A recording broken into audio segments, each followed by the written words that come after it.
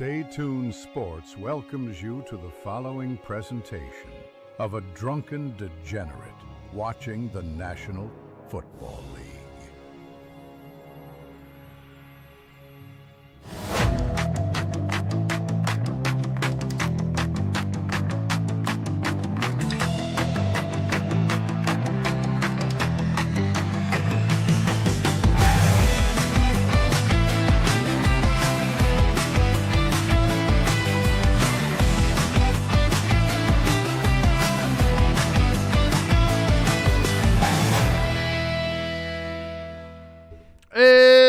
Welcome everybody to Stay Tuned Sports. I got to tell you, kind of lost track of time. Forgot to go ahead and put the actual notification of the fact that we were broadcasting this game up.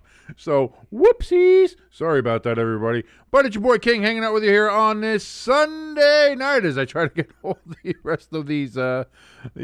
I forgot to get the timeouts ready from the last game. I got everything else set up, and that's good.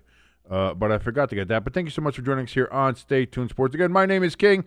If you like this absolutely, truly unprofessional setup, go ahead, hit that like button, hit that share button. And if you haven't yet, please go ahead and subscribe as we're on the road to 1,000 subscribers. And hopefully we'll go ahead and be monetized here by the great and fun people over at YouTube. As I'm, again, eating my banana here. Before the game, trying to get a little boost of energy before we go ahead and have another. If you want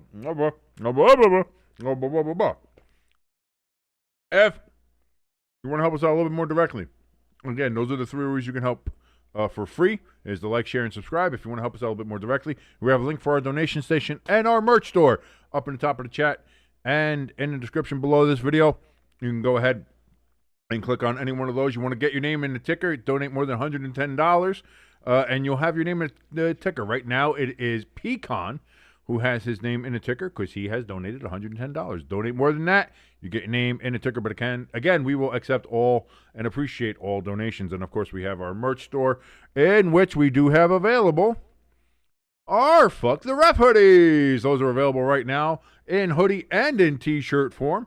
They come pre-pixelated, so you don't have to worry about offending anybody in your church group or at the PTA or the HOA meeting if you're one of those HOA assholes.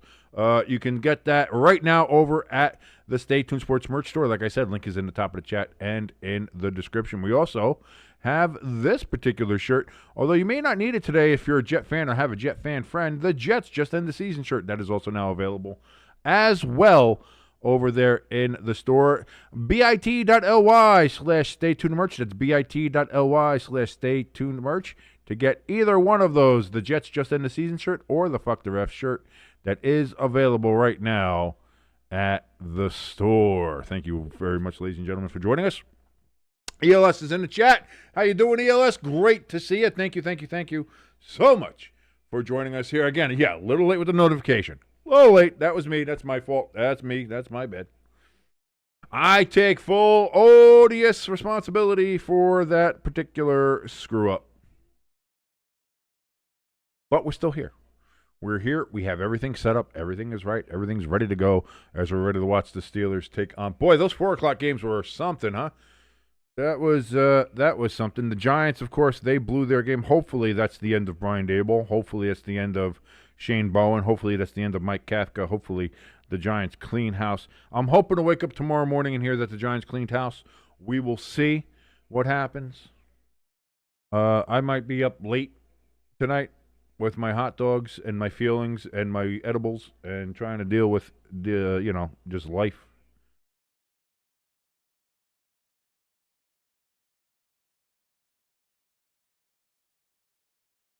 Let's see. What do we got? Chargers again. Chargers look good. This is a great-looking game here.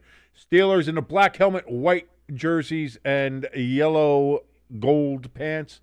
Chargers, they're in the white helmets, the powder blue, the collegiate blue tops, the jerseys, and, of course, the bolt yellow pants. Looking good. Steelers in black socks. Chargers in their powder blue socks. ELS says, yeah, the 3 p.m. game sucked. The ELS, of course, lives in the central time zone. Unfortunately, when it comes to Central Time Zone, a lot like Central Jersey, it doesn't exist. So here we go, getting ready for the kickoff here. The Steelers are going to receive the kickoff first, so they will get the possession ball up there first. Cameron Dicker, the kicker, getting ready to go ahead and kick this ball off here. As I have some coffee brewed, I'm going to get that first commercial break. We're going to get some coffee in me. Because I felt very yawny for some reason. I was very yawning. I was very yawning before. So here we go. We got our stats set up there, ready to go. And the kick is away, and we are off. And that's going to go out of bounds, and that's going to be a legal procedure. Steelers are going to get the ball at the 40. Wasn't even close. That wasn't even close. That went out like the 15. Jesus Christ. Brad Rogers, our official for this evening.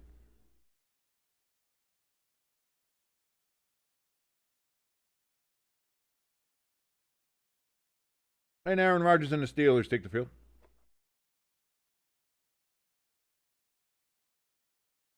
And let's see what they can get going on here.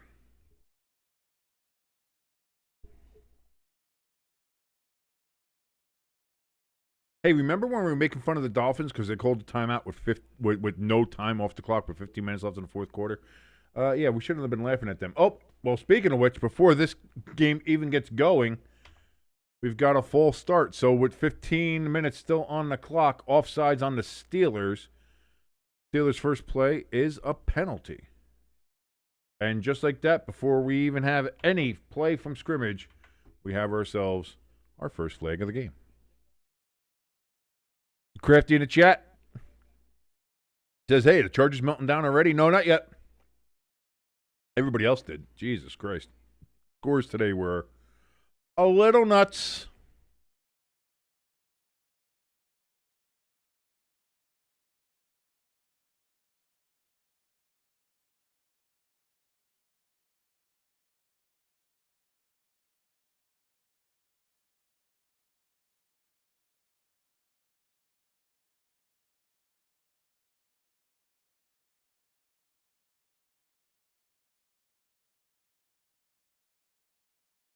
They're having a problem with the clocks at the stadium, apparently, on the ribbon boards.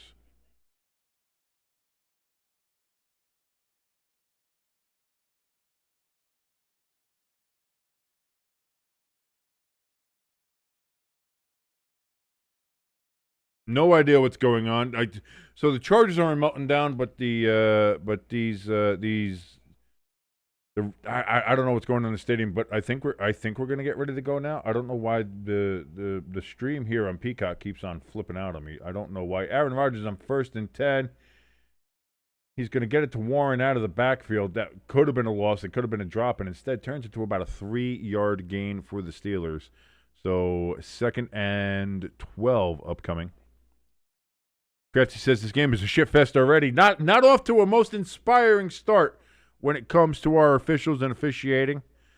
We've got we already had a kick out of bounds for an illegal procedure. We had a flag for a false start on the first play of the game, and then they can't get the clocks right on the ribbon board. 2nd and 12. That's going to be thrown and caught by Austin. Going to be 3rd and 4 upcoming for the Steelers. They got the ball all the way up to the 46-yard line of their own 46-yard line. So that's the way to probably say that correctly. There's a better way to say that. The way I said it was not correct. That's what I meant to say. I'm not me language say words not great now.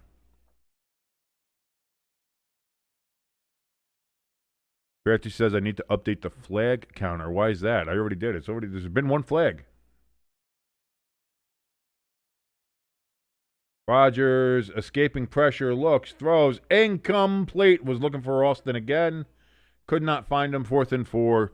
Steelers will punt.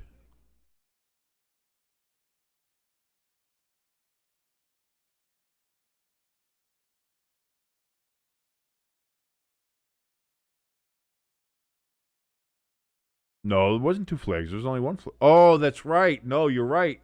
Because of the illegal procedure. You're right. You're right. And when you're right, Crafty. I completely forgot.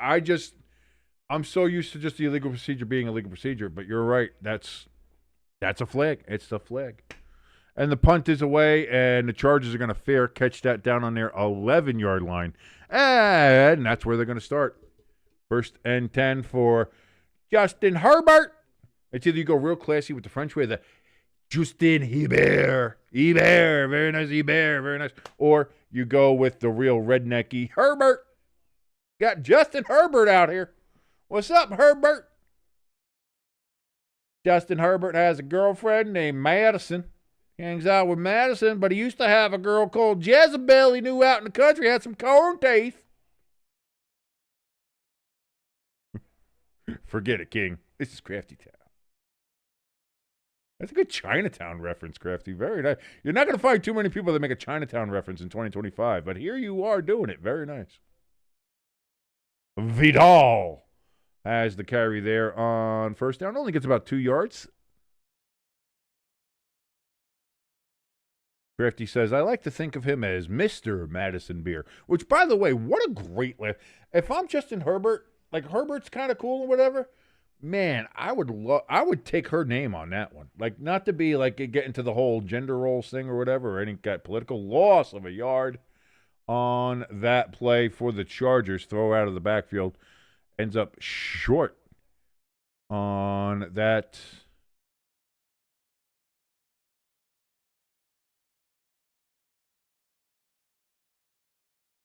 Trey Harris was the receiver. But Beer is a great last name. My ex-wife used to have a friend of hers. Her last name was Beers. And then she got married and they changed the name. I was like, man, you did that wrong. Beers should have been your definite last name.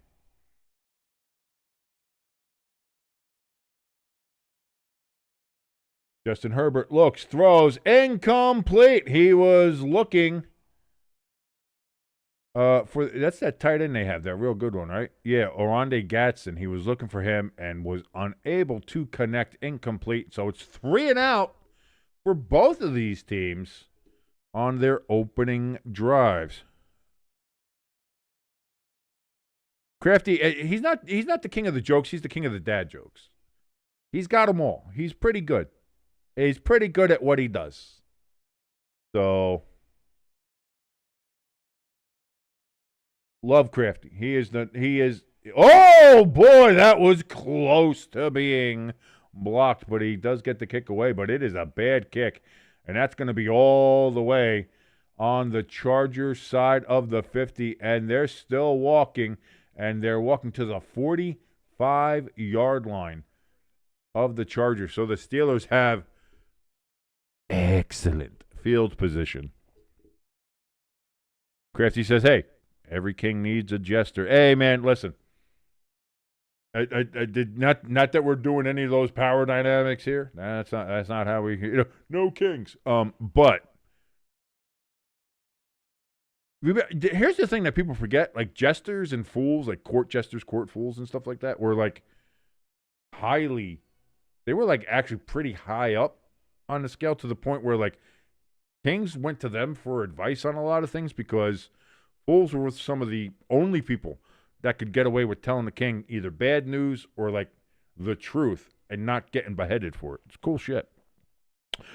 ELS with his first trivia question of Sunday night, as every primetime game we have here has trivia from ELS in the chat. So if you want to come participate in trivia and get a workout for your mind while you're watching these two guys have athletic competition on the field, come join us in the chat. Question 1, in Pittsburgh's first year in the National Football League, what was the team name? That would be the Pittsburgh Pirates.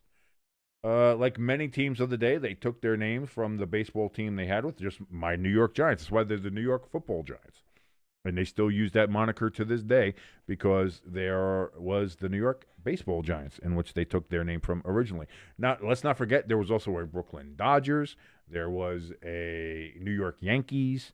There was a Boston. Well, again, the Redskins started out as the Boston Braves, changed it to the Boston Redskins, and then changed it next year when they moved to Washington to the Washington Redskins.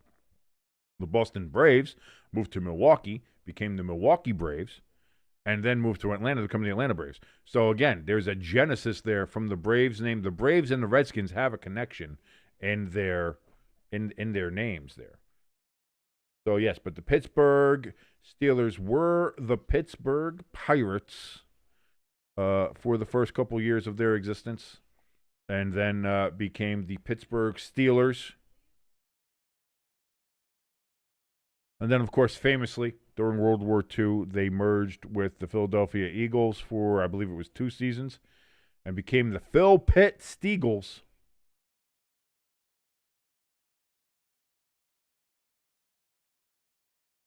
So here we go from the Chargers. 46 is where they've officially marked it. Chargers 46-yard line. The Steelers and Aaron Rodgers take over with their second possession of the game. Aaron Rodgers in shotgun. He's going to hand it off here to Warren. Warren, he's going to get 4 yards. Second and 6. I got a spot on my glasses. I don't like it. Why do I have a spot on my glasses? He can't see without his glasses. Here's his glasses. He needs his glasses. Anybody remember that movie? Anybody remember that movie? Tell me what movie that is, and I'll give you no prizes because I'm poor. I don't have any prizes to give away here. 2nd and 6, Aaron Rodgers. Again in shotgun. 2 receivers over to his left. Warren in the backfield again. Again, it's going to be Warren gets the carry. Steelers going with a kind of a heavy run attack here. Gain of a yard. That is it. So it's 3rd and 5 coming up now for the Steelers. ELS in the chat telling us that the answer to the question of what was Pittsburgh's name in their first year in the National Football League, what was their nickname? That was indeed the Pittsburgh Pirates. Again, currently Pittsburgh is, I believe, the only sports city that has at least 3 teams in it in 3 different leagues that has teams with all have the same color palette. Big throw from Aaron Rodgers on 3rd and 5. Was looking for DK Metcalf and just overthrow him. Incomplete, and Rodgers is pissed at himself, at the route run, at something. Rodgers is never not pissed. I do understand why he takes all the drugs now after the games and tries to find inner peace, because he is just there's a lot of inner turmoil there when it comes to old A-Rod. And I understand that. I understand the same reason why I take a whole bunch of edibles right now in my life. Because if I didn't do it, as anybody who knows me, boy, I'm kind of pissed. So the Steelers going for a really long field goal here with Boswell. And boy, not ever a doubter on that one. And that is 3-0. The Steelers have the lead here. First point scored on Sunday night. ELS says he's got a new scoreboard and everything. Very nice. Very nice. Thank you very much, ELS. As we're getting ready here. So, Steelers get the early 3-0 lead here on the Chargers. But yeah, so every team in Pittsburgh has the black and gold color scheme. The Penguins started out with white, ice blue, and navy blue. That was their original colors there, the Pittsburgh Penguins. And then I think it was 78. Was it 77 or 78? Or might have been even a little bit later. They switched mid-season. No, it was 79 because the Steelers had won a Super Bowl and the Pirates had just won the World Series with Willie Stargell. And so the Penguins, halfway through the hockey season, switched their colors, I believe, from their light blue and navy color scheme there. They switched to black and gold, to which then the Boston Bruins threw up a massive protest and were saying it was infringing on their colors and trademarks and stuff like that. Had a whole court battle. Pittsburgh won, and they were allowed to go ahead and use the color scheme that the other teams of Pittsburgh were using at that time, and that's when the Penguins became. And then ever since then, the Steelers have been black and yellow, or gold, if you will. The Pittsburgh Pirates have been black and gold for nearly 100 years now. I think they used to be red and blue, like a red and navy blue way back in the early 20s. I think maybe the 30s at the latest, and then since then they've been black and gold. The colors of Pittsburgh are black and gold. It's the city flag and all that other stuff. So that seems to make the most sense like that. But yeah, that's a pretty interesting fact with Pittsburgh being a town that with all their professional sports teams are the same color scheme. Very interesting. ELS with question number 2 on the night here for the trivia questions. What Charger quarterback led the NFL in passing yards in each of the 1979 through 82 seasons? Which Charger quarterback led the NFL in passing yards in each of the 1979 through 1982 seasons? And, of course, that would be under Air Coryell, with Don Coryell as the head coach there in San Diego. And that would be none other than Dan Fouts would be the answer to that question there, ELS. Dan Fouts. That's going to be my answer to that question, and it should be correct because I feel like I know at least some things about some things. Steelers kick the ball off here. And it's going to be taken at about the 7-yard line. Chargers return it all the way up to the 31, maybe the 32, depending on the spot. Williams with the return. And that is where they're going to be spotted. 31-yard line is where they spot the ball. And while they're running through the roster here, I want to give another thank you to everybody who's joining us here, watching along on this Sunday night, watching the Steelers and Chargers battle it out. Justin Herbert has all times of time to throw. Throws incomplete. He was looking for Ladd McConkey. It looks like he had him, but it looks like it might have floated just a little too long and a little too high. Did not find its mark, so it falls incomplete. 2nd and 10 with 10:15 remaining here in the first quarter. By the way, ELS does confirm the answer to the previous question. Question number 2 here on Trivia Night was Dan Fouts. Dan Fouts was the answer. 2nd and 10 for Herbert and the Chargers. Man in motion. Throws. It's complete. And where are they going to mark it? They're going to mark it just short of the first down.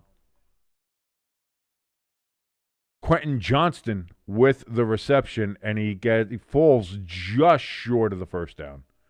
And so we've got 3rd and 1, 3rd and short one, 3rd and maybe a couple inches, maybe half a foot, maybe a foot, maybe 2 feet, maybe more, 1.5 perhaps.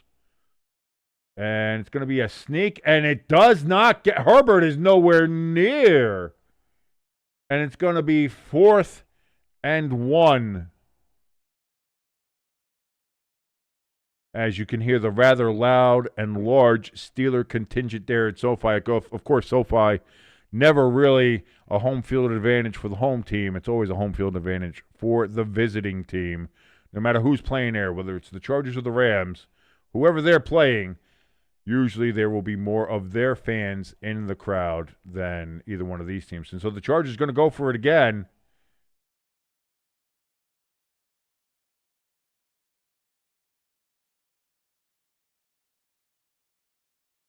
And they go for it again, and it's going to be close.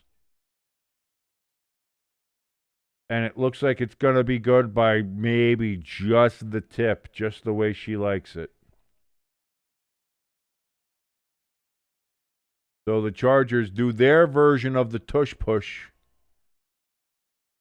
And that time it works for them. The first time, not so much, but on a 4th down try, it does. They get the first down. 1st and 10, Chargers from the 42-yard line.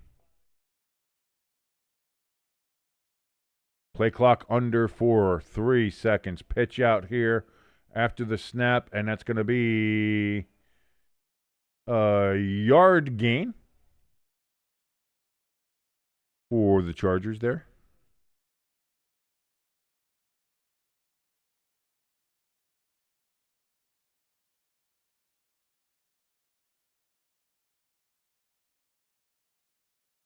Jarrett Patterson with the carry.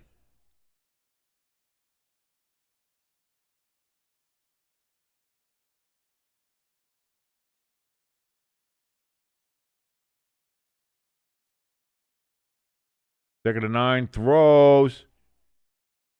Did he grab that, or did that hit the ground? I am not 1,000% sure, to tell you the truth. Threw it to Gadsden, and they're going to say he caught it 3rd and 3. Nope, that was a catch. I didn't. I thought he might have had it and then used the ground to kind of catch it, but that is not the case. Oronde Gadsden, great catch there. 3rd and 3 coming up now at the 49, almost right there at midfield. ELS says, "Hey King, did you know that Little Debbie has candles? I didn't. Candles or candies? Candles? Is that what you're saying? I did not know Little Debbie had candles. No." Herbert throws, almost intercepted. Should have been intercepted. Joey Porter with the chance to intercept it, falls to complete 4th and 3, and it seems like the Chargers not going to go for it on this particular series, and we'll go ahead and punt the ball away. Do you mean like a scented candle, like it's scented like the Little Debbie Christmas tree cakes and ho-hos and Swiss rolls and shit like that? Is that what you mean there? Ho-hos isn't Little Debbie's, you know what I mean, but you know what I mean. Yeah, I know what I mean. Like the Christmas tree cakes. That's a big Little Debbie's thing, yeah. And the punt is away for the Chargers. Chargers, go. And that's going to land and die right at the 6-yard line, and that's where the Chargers down the ball, and that's where the Steelers will have 1st and 10 coming up at their own 6-yard line. And yes, ELS says there are Little Debbie oatmeal cream pie, honey bun, cream pie, honey buns, Christmas gingerbread soft cookies, and cosmic brownie candles. So if you want to make everything smell like it's a Little Debbie's bakery, and then you want to make yourself hungry while not actually eating any Little Debbie's because you're a diabetic and your little fat ass can't be eating all that kind of sugary foods, get the candles and drive yourself absolutely fucking insane. Drive yourself insane. And start eating pillows and eating the couches and eating the carpet because you're just like, I need to eat a cream pie. Oh, nobody creamed that, and nobody clipped that. Ah! The king of cream pies strikes again. Oh, what a line to use as soon as Pepperjack walks into the room. Hi, Pepperjack. ELS was just saying if we knew about the fact that Little Debbie's had scented candles available. I was unaware of that until just now. I was unaware of that. Like I said, though, like let's say you can't have you can't have the cakes and stuff because you're like me, a diabetic, or you're just on a diet or something like that. It's like, why would you? That's like torture. That would be a torture. Like make everything smell like either Christmas tree cakes or smell like cosmic brownies or honey buns or whatever. It's just like you would drive yourself insane. You would drive yourself insane by trying to do that. Question 3 here from ELS. He says, when Terry Bradshaw was hurt during week 5 of the 1976 season, what quarterback stepped in and won 6 straight games, essentially saving the Steelers season in 1976? And I know this because, I know of it because I remember there were people in Pittsburgh saying, oh, they should replace Terry Bradshaw with this particular quarterback. Because Terry, I don't think, was playing very well that season. And I forget the name. And I'm going to hate myself for it. I'm going to get a cup of coffee. I'm going to see if I can think about it. Let's see if anybody else gets it in the chat. I don't know. Crafty was in the chat. I don't know if he's still in there now doing trivia. Anybody else? If you get it, you get it.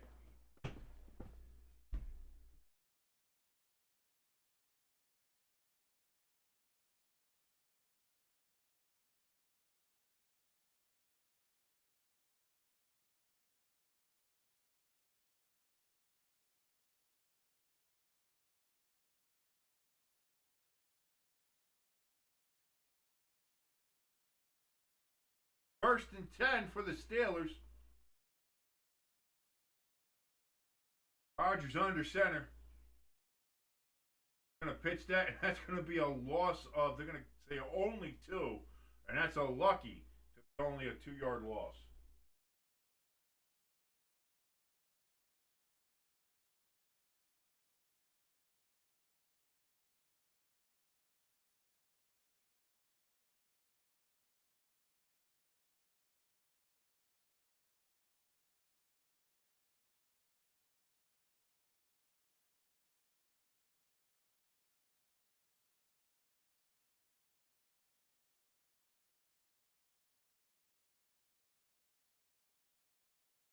second and 12. Sorry about that. Going to be another run. One is going to get to at least a 9. So it's going to be 3rd and 7 upcoming here for the Pittsburgh Steelers.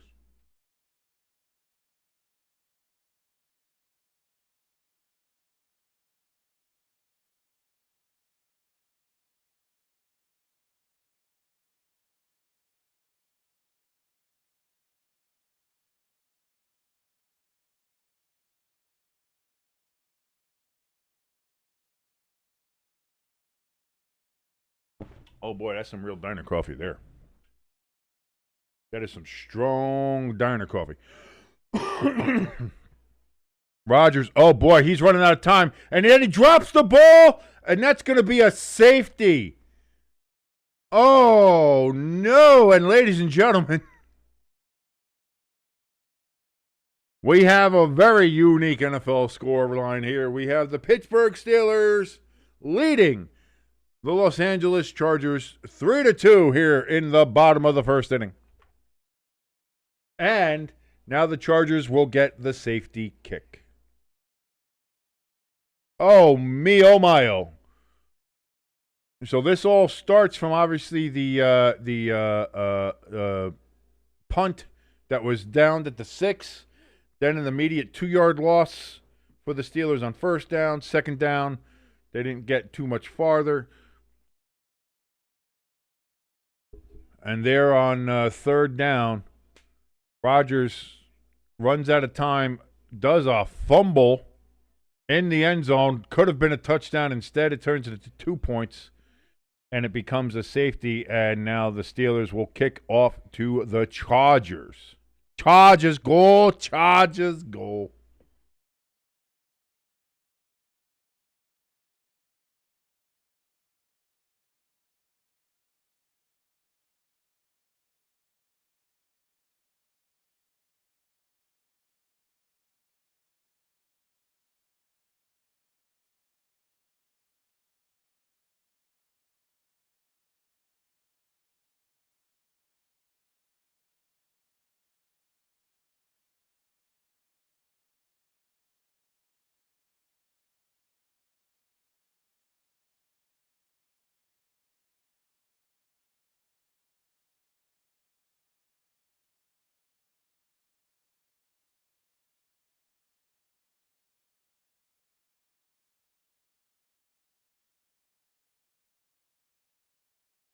Question 3.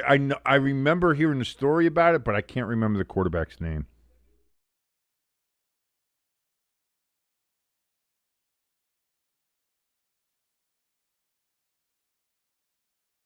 So that's 100% on me. So the Chargers have the ball on their 34-yard line, 1st and 10. Vidal with the carry there. He's going to get 3 or 4 yards. They give him 3. 2nd and 7 upcoming here for the Chargers.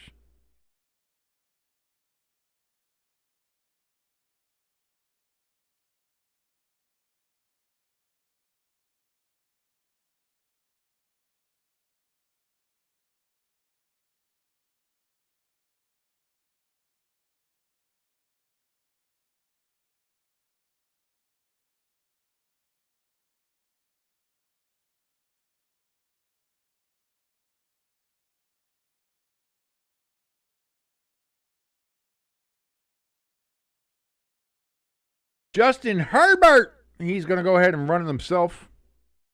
And he gets another 3 yards. So 3rd and 4 upcoming.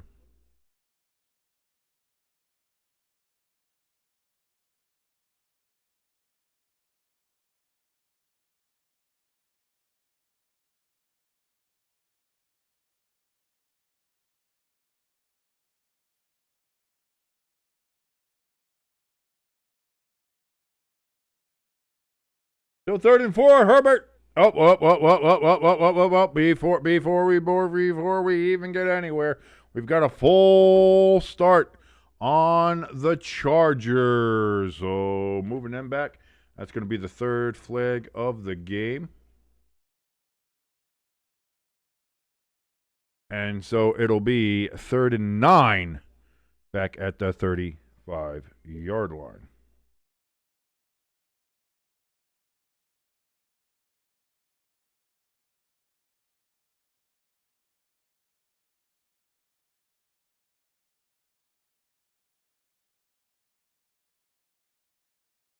Herbert on 3rd and 9 throws incomplete. He had his boy open, and he dropped the ball, Quentin Johnston, and that's going to be 4th and 9 and a punt coming up here from the Los Angeles Chargers of San Diego.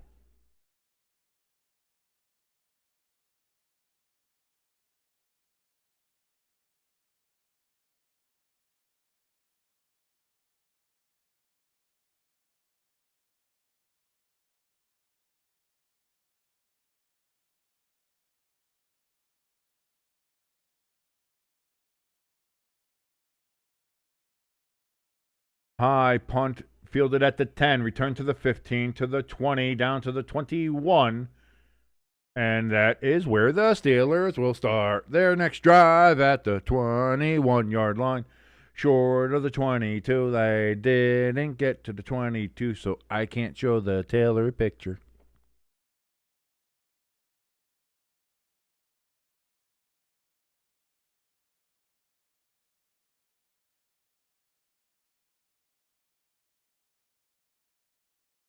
Oh, Lloyd in the chat. Hey, great to see you, Lloyd. Sorry about that. I'm sorry. I've been looking at it. I've been making coffee, doing other stuff. Thank you very much for joining us. Lloyd says that was a great win.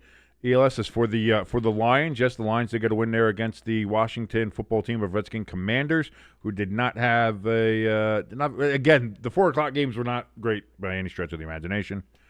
Lloyd says, King, did you see what I mentioned earlier? If that was what you were talking about in the previous game's chat, about people's reaction to what Josh Harris and the Redskins brass is talking about the Commander's name, whatever. I did see that. I did see the conversation that's coming up, and we'll see. We'll see how that all goes down, and if there's any changes or anything for that comes up. By the way, the answer was Mike Kruschek for the Pittsburgh Steelers on question number 3. Mike Kruschek played 6 straight games, and he won all of them as a rookie. Stood as the NFL record until 2004, when another rookie Steeler quarterback, Ben Roethlisberger, would shatter it by winning 13 straight games. So very interesting stat there. By the way, ELS has question 4. Who coached the Chargers to more victories in the 20th century than any other coach? And I think I mentioned his name before. I'm going to say it's either one of two. It's either Schottenheimer or Don Coryell. I'm going to hedge my bets here and say Don Coryell. I could be wrong, but I will say Don Coryell. By the way, we had a body boy in there. Thank you, ELS, for taking care of good old Western Athletic Conference. We got a WAC member in there. WAC, MBI. WAC. Don't be so whack.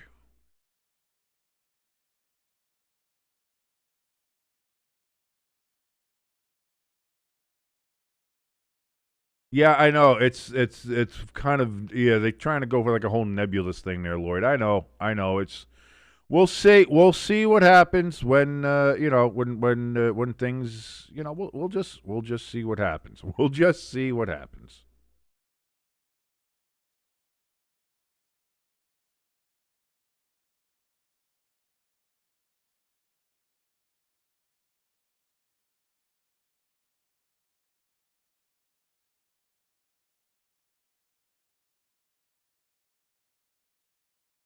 Aaron Rodgers throws it to DK Metcalf on 1st and 10, and it's an immediate 1st and 10 all the way up to the 40, from the 21 to the 40. It's a 19-yard gain and a 1st down for the Steelers. Lloyd says, "Wow, my phone got drunk." The voice to text is something.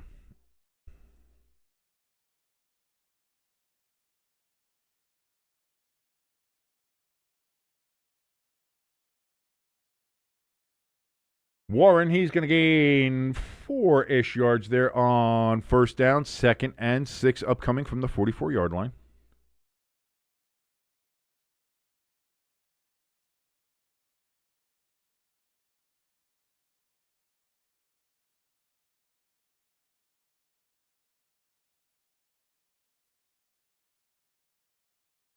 Lord in the chat saying my phone was drunk. I was talking to it, but I'm 11 months sober. So, hey, man, congratulations, Lord. Big ups to you. 2nd and 6. Rodgers throws over the middle, and that's going to be caught. Is that Big Mount Washington? It is. Washington, the tight end, with the catch. First down, Steelers down all the way to the Chargers' 41-yard line. Uh-oh. Rodgers got angry, and that means Rodgers is all of a sudden starting to put things together. By the way, the answer says ELS is Sid Gilman. Sid Gilman coached the Chargers all the way through the AFL days in the 1960s, except for the last 5 games of the 1969 season. He then coached them again for the first 10 games of 1971. He finished his career with a win-loss record of 87, 57, and 6, a hell of a lot better than Brian Daboll. Don Coryell was second, winning 72 games. Big run from Warren. That's going to be 9 yards on 1st and 10. 2nd and 1 now, and the Steelers apparently have woken up. Oh, my.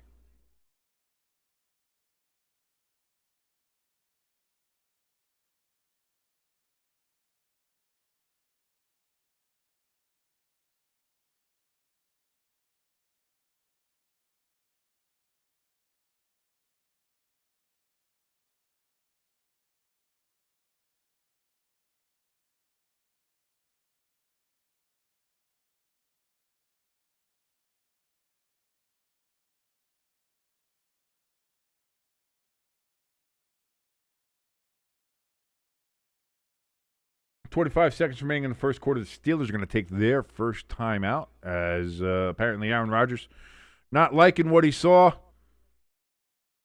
Bo Derek, the one who kind of popularized the term 10 with her movie 10 when she was a 10. Right now, her skin is more plastic than man. Dan Fouts, we were just talking about Dan Fouts there. We see Polamalu out there, obviously, supporting his boys on the Steelers. Snoop Dogg was part of the pregame. He's out there as well, cheering on the Steelers. He's a big Steelers fan, as we know that.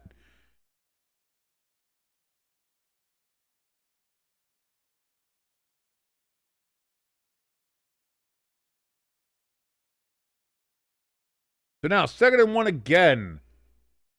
Rodgers under center. Takes the snap. This one's going to be a handoff to Warren, and he's going to get the first down to the 30-yard line. And that should be the last play of the first quarter.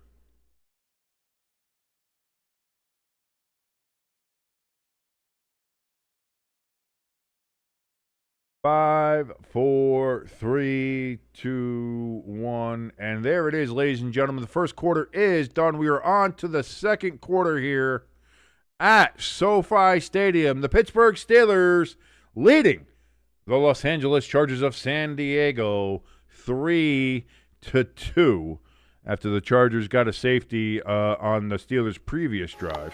Chargers, go! Oh, why is that not doing it? Hold on. I got to fix the thing.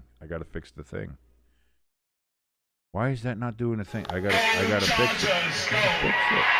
No. I hate when that happens. Okay, here's what we're going to do. Go Chargers, go! There you go. That's what it was supposed to be.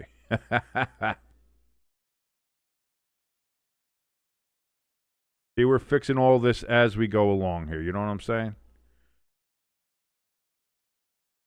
We could put Arnold right over there. And then whenever the Chargers do something good, what's going to happen? It's like, oh, my God, Chargers did something good. Go Chargers, go!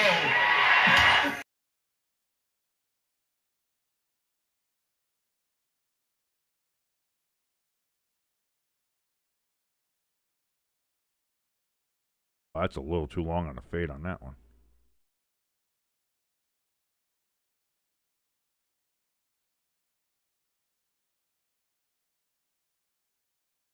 Hey, we got another trivia question. Okay. Let's see what we got here. Question number 5 here from ELS on Sunday Night Football Trivia. After a couple of disappointing seasons, the Steelers had a strong year in the strike-shortened, pardon me if I can even speak, 1982 season. However, they suffered a heartbreaking loss in the first round of the playoffs. Who did they lose to in the playoffs is what I'm guessing this is. Yeah, that's what I was going to say. That's a weirdly, because it doesn't say who, but I'm gonna assume that's what it says. Question 5 is, after a couple of disappointing seasons, the Steelers had a strong year in the strike-shortened 1982 season. However, they suffered a heartbreaking loss in the first round of the playoffs. Who did they lose to? Was it the Raiders? Was it the Chiefs? Was it the Broncos? Or was it the Chargers? I'm not sure here, but I'm gonna follow kind of what we've kind of seen with you, ELS. I'm going to go with the first answer that's listed. I'm going to say the Raiders.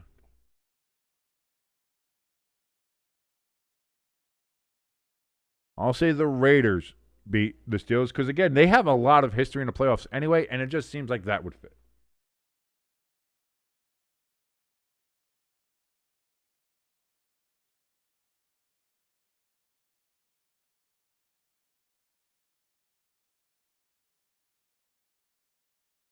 Aaron Rodgers, he's going to get that out to Freiermuth, and Freiermuth's going to get just past the 20s at the 19.5-yard line. That's going to be oh, it's so close. It's really like 6 inches giggity short. 2nd and 1 is going to come up here. And ELS was a little too on the nose with it, as the answer is, of course, the Chargers, who were the team that beat the Steelers in 1982 in the playoffs in the first round.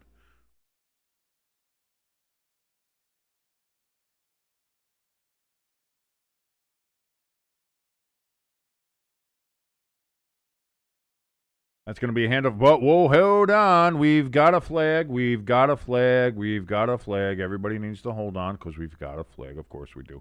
That's going to be holding on the Steelers. Caleb Johnson with the run for the Steelers. But it's all for naught, as it's coming back. 10-yard penalty for holding on Fontenot.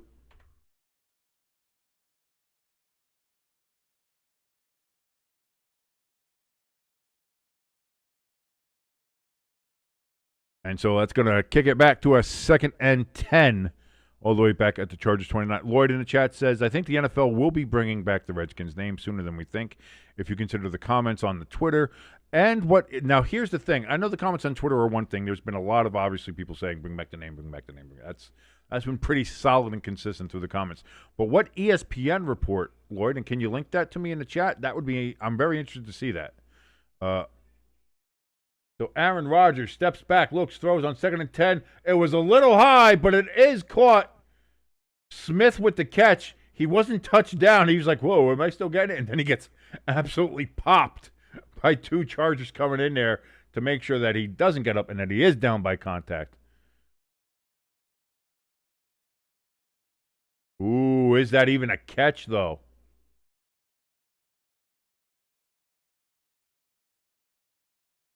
He's got it. It can touch the ground as long as he has it. Are they going to look and see if they have it or not? Mod you? I don't have to. Do you have? No, you don't got to be a mod to post a link. You just post a link. You do not have to be a mod to post a link in the chat. May not be able to click it. I could just copy and paste it or anything like that. But you can just post a.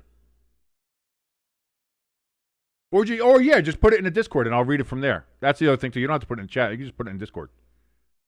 You can put it in Discord over here because I'm interested to see what that is. I'm interested to see that article. I'd love to see that. I'd really like to see that.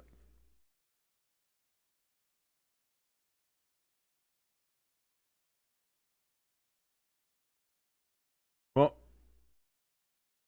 I certainly hope Five Nights at Freddy's 2 is better than the original Five Nights at Freddy's because, man, that movie, for something that can be so scary and the premise of it is so good, they really made that movie as boring as fucking possible.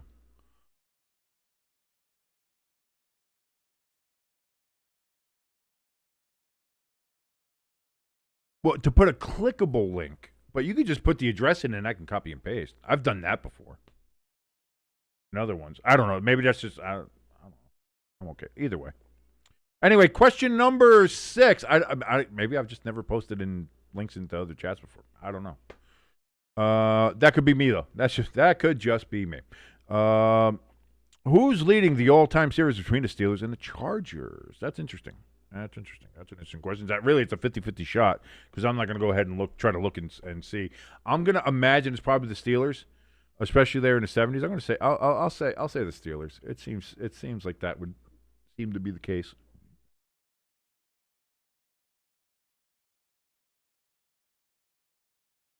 Oh, you put it in Discord? Okay, let's see here. And let's take a look at this article. Okay, well, this is an article about, again, we're not political, so this is just an article. This is not anything political. It's just an article, and I'm reading from the article. Just anybody out there say I'm going to start getting no king attacked by Antifa or whatever. But here we go. This is an article from ESPN. President Donald Trump wants the Washington Commanders to name their planned $3.7 billion stadium after him. Multiple sources with knowledge on the situation have told ESPN. A senior White House source. Oh, they say incomplete pass on further review. By the way, it was a challenge from the Chargers. The Chargers challenged, and they say incomplete pass. I don't know about that one. A senior White House source has said there's been back-channel communications with a member of the Commanders' ownership group, led by Josh Harris, to express Trump's desire to have the domed stadium in the nation's capital bear his name. The new stadium is being built on the old RFK Stadium site that served as the team home from 61 to 96.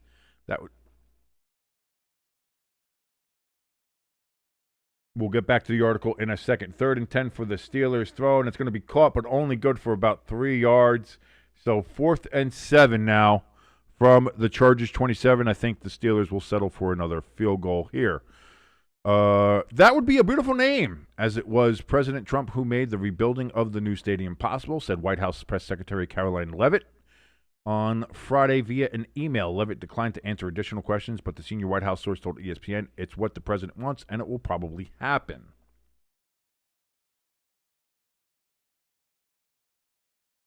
Boswell kick is up, and that's going to be no good. Boswell misses it wide right. Oh, no. And we remain a 3-2 game here at SoFi Stadium in Los Angeles. Oh, mio mio.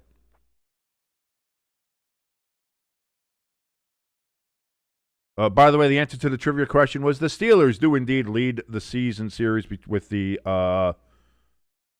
Chargers. 25 wins, 11 losses, and 0 ties.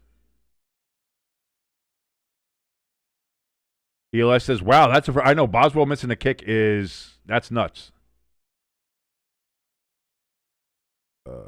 Let's see, to continue on this article here, a Commanders spokesperson declined comment Saturday. However, a team source said the organization has spent days preparing for Trump's attendance at the home game against the Detroit Lions on Sunday afternoon. Trump will attend the game as Harris's guest and is expected to participate in the halftime activities honoring the military for Veterans Day. Chargers get that ball over to the 40-yard line on 1st and 10, and that's going to be another first down for the Chargers then.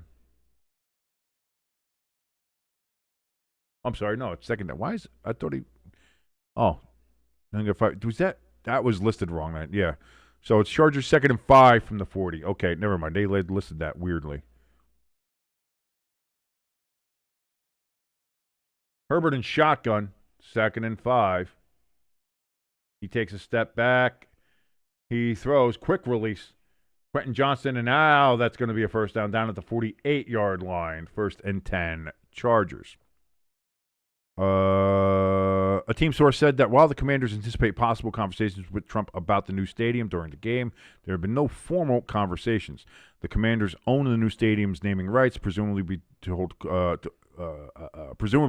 be sold to a corporate sponsor, but a source with firsthand knowledge of the process said that would be a separate decision from also commemorating an individual in the stadium name. Okay, so that's an interesting article, but nowhere in here does it mention anything about the name. So that's neither here nor there. Big pass from Herbert down the field. He was looking for Quentin Johnston again, Incomplete on 1st and 10, 2nd and 10 upcoming. ELS giving us another question here, even without a commercial break. That's pretty cool. With 10 seasons under their belt, how many times did the Chargers have a winning record from 60 to 69? Nice. They were AFL champions once, weren't they? Or did they just play in it? That's interesting. I'll go 4. I'll say just under 5. Whoa, big run here from the Chargers, and that's going to be a first down for the Chargers. Go Chargers, go!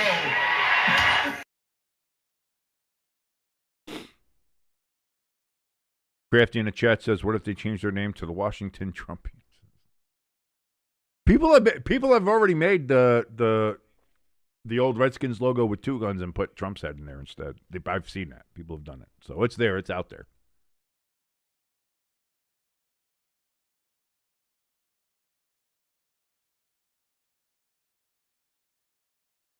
And we do have an injured Steeler on the ground after the Vidal carry there for a first down and 10 at the Pittsburgh 41-yard line. 9 out of the 10 seasons, the Chargers had a winning record in their first 10 seasons. That's incredible. Lloyd in the chat says, well, here's the thing, King. Was the name a thing done in secret? I don't think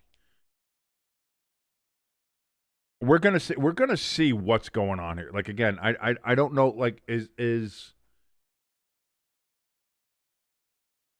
the thing with, like, you could look at it from a couple ways. Is it a case of Trump wanting to push them to change the name back to the Redskins? Or could this be a thing, too, where Trump is like, all right, you don't have to change the name, but it would be nice if you had Trump on the stadium, Trump Coliseum, Trump Stadium,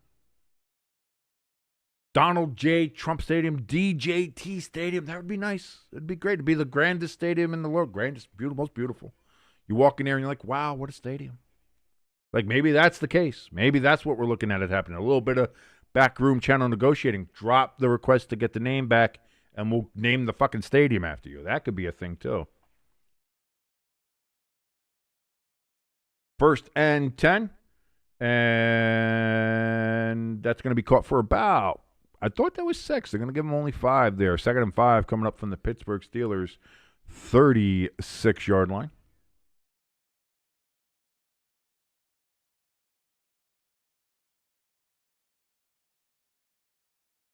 Crafty wants to know, how many times did they charge her during their first 10 years? You could probably go back and find the stats and see some games that they charged it up, I guess. Oh, and he gets body slammed down to the ground. On 2nd and 5, he's going to be 3rd and 1 short. We've got whistles. We've got Chargers who don't like that. But, hey, listen, a tackle's a tackle. Crafty says, WTF. Gave him a spine buster, baby. Oh, Arn Anderson would be proud. The 4 horsemen.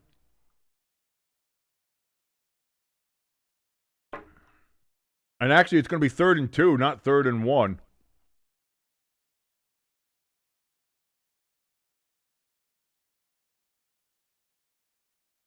And that's going to be a first down again. Vidal with the carry. And the Chargers move the chains.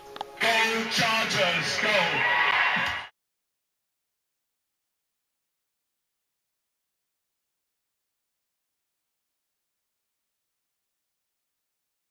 Lloyd asking what happened, Chris. I think he was talking about the body slam that happened in the game, Lloyd. If I'm going to be honest with you, I think that's what happened.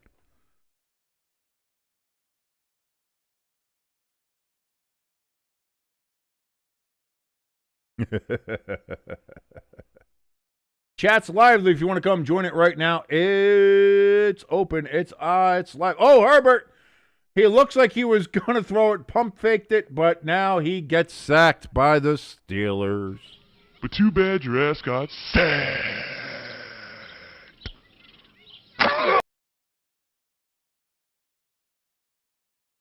Crafty in the chat says, it's the same shit.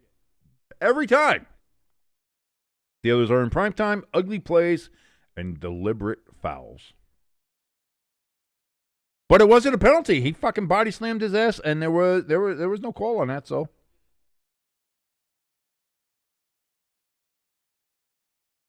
So after the sack, it's 2nd and 15 for the Chargers.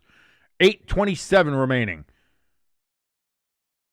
Throws, that's going to be caught, and that looks like it's, oh, lad McConkey from the old country. Oh, lad.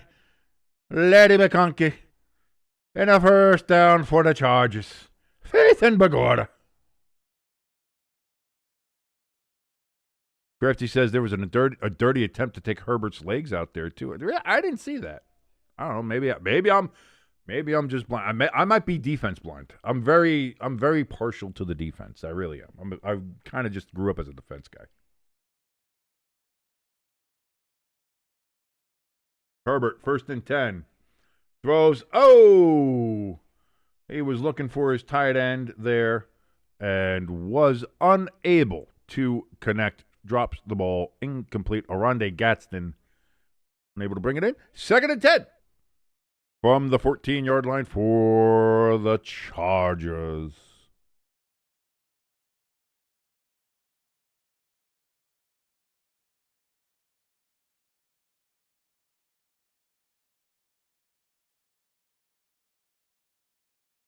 So 2nd and 10. Herbert floats the ball again. He was looking for Gadsden again. Overthrew it, and again, he was getting pressure. He's talking to the official. He wants a penalty thrown because he said, he touched me! Crafty says that they intentionally tried to roll up on Herbert's legs. Again, I don't see that. I don't think that's intentional.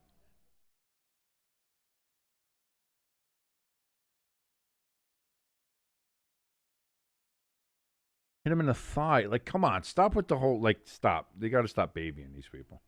Be a football player, Herbert. Stop being a bitch. Madison Beard doesn't want to fuck a bitch. She wants a man. Be a man, Herbert. Looks, throws. Oh, through the hands and almost intercepted. But instead, it's going to be 4th and 10, and the Chargers are going to have to settle for a field goal attempt. Will they get it? And if they do, it'll be 5-3 here in the middle of the 2nd inning.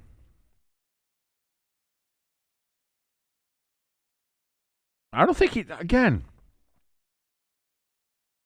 getting pushed to the ground but still trying to get the quarterback, that's not targeting the legs. That's what I mean. Is like, I hate that kind of characterization. And the Chargers field goal is up and good from Dicker to kicker, and we have a 5-3 game. Chargers lead over the Pittsburgh Steelers 5-3 with 7:32 remaining here in the 2nd quarter. Almost exactly halfway. So it really is the middle of the 2nd inning here. Lloyd saying it looks like this game won't pop off. This game right now is edging a lot. There's a little bit of dribbling, but full release does not appear to be in the cards, according to Lloyd, as we're watching along here. Again, thank you so much, everybody, for watching us here on Stay Tuned Sports. I'm your boy King, hanging out with you here. If you like any part of this broadcast, and really, why would you? I have no idea why you would. But hey, if you do, hit that like button, hit that share button, and of course, that subscribe button is always there for you to hit as we are on the road to 1,000 subscribers and hopefully getting monetized here on the YouTube. ELS says, man, what game did we sign up for? I don't know, but here we are, 3-5. It's unique. If anything else, it's unique. Unique New York. ELS has trivia question number 8. Already number 8 here in the chat here for Sunday Night Football. What team did the Steelers defeat for their first ever postseason win? What team did the Steelers defeat for their first ever postseason win? And here's the thing. The Steelers were so bad for the majority of their history. I don't think their first postseason win came until the 70s. I really don't think they were. So I'm going to say oh boy, it's iffy. I'm going to say I'm going to go with all reliable here. I'm going to say it was the Raiders. I don't know why, but I'll say it was the Raiders at some like in 70, 71, something like that. That'll be my answer. That is my answer. That's my final answer. I'm locking it in. I actually want to look it up, though, and see what it was.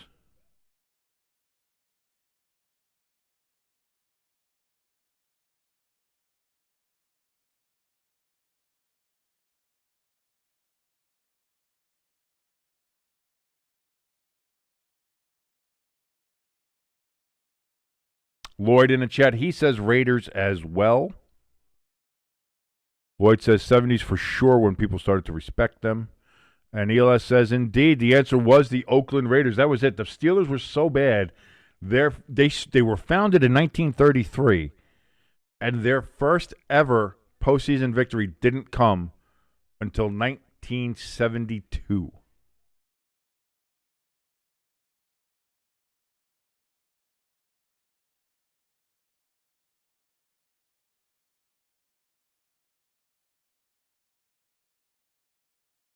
See, I don't know. I don't think that was an intentional roll up on his leg. I think that's just it's football, man. I'm sorry. It's football. Lloyd says my Uncle Ralph grew up in Pittsburgh. There you go. That was it, the Immaculate Reception game. So imagine your first ever postseason win as a franchise is that win 40 years after you're founded. Aaron Rodgers is going to go down. He tried to pull it down and run it himself as options ran out, but did not work. Loses a yard. But too bad your ass got sacked. I like you, Aaron, but you got sacked. Nothing I can do about it. Nothing I can do about it. Lloyd says, yeah, my Uncle Ralph grew up in Pittsburgh. He says, sadly, he died in 2019. Thoughts and prayer condolences there for your Uncle Ralph. ELS says they beat the Oakland Raiders 13-7 when rookie running back Franco Harris caught a deflected pass inches from the ground. Some people say there's never been any clear footage of it, and ran for the winning touchdown. Warren, he is going to bring it out to the 30 on 2nd and 11. So that's going to make it, what, 3rd and 9? 3rd and 8? 3rd and 8 is going to be what the Steelers are facing here from their own 30-yard line. Got to get to the 38, obviously. Yes, and I can't. It still blows my mind that Franco Harris is gone. Him dying so suddenly, like he did that couple of years ago. It still seems like Franco Harris is with us, but he's not. Cherish every moment you have on this earth, everybody. Aaron Rodgers, big ball down the field. Oh, he had Austin open, but Reed, number 46 for the Chargers, with a hell of a defensive play, knocks the ball down, incomplete, and it'll be 4th and 8 for the Steelers. Go Chargers, go!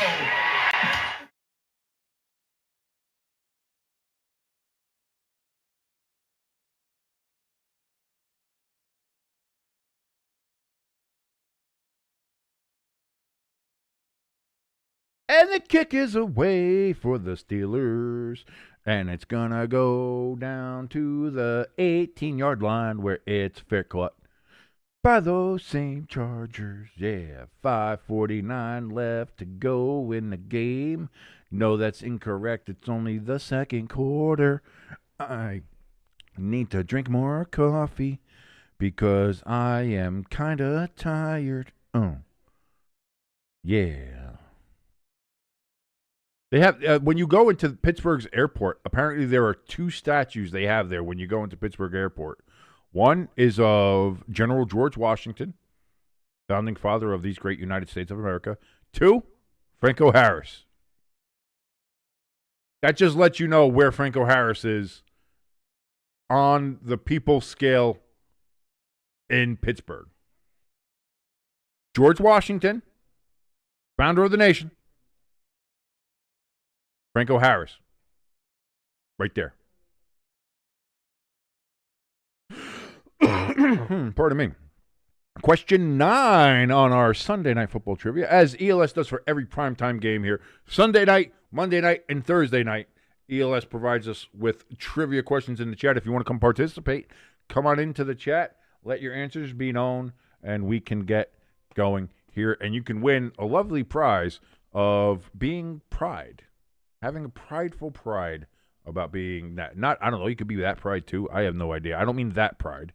You could have pride in that, I suppose, but that's not the prize. We're not giving you a rainbow flag. That's not the prize you get. The only prize is that you're smart, that you know what you're talking about when it comes to these trivia questions. That's what we're talking about right here. Laura, what do we got here? ELS, the question number 9. Number 9. Engine number 9. See, this is where the ADHD takes over. Who was the first Charger inducted into the Pro Football Hall of Fame? Who was the first Charger inducted into the Hall of Fame? And I'm going to say that would be Lance Allworth. I think Lance Allworth was the first Charger inducted into the Hall of Fame. Great receiver from the 60s and early 70s there with the Chargers in the AFL days. Lance Allworth was an absolute legend for the Bolts. And that is what I'm saying.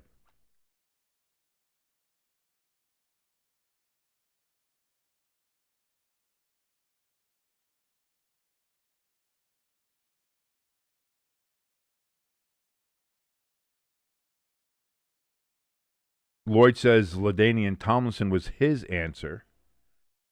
1st and 10 for the Chargers. There's going to be a handoff here to Vidal, and Vidal gets a gain of 11. First down, Chargers up to their own 30-yard line. ELS provides us the answer to question number 9. Was indeed Lance Allworth of the Chargers, was the first ever Charger inducted into the Professional Football Hall of Fame, located in beautiful and scenic Canton, Ohio. 5:17 remaining here in the second quarter. Clock is running. Herbert takes the snap, throws out of the backfield. Quentin Johnson gets it, escapes the first tackle, cannot escape the second. Goes from a 1-yard gain to a 3-yard gain. 2nd down and 7 upcoming.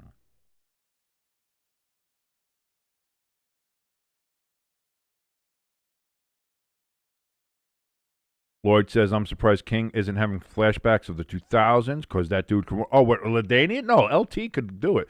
And I apologize because he's not LT. LT is Lawrence Taylor. That's the only true LT.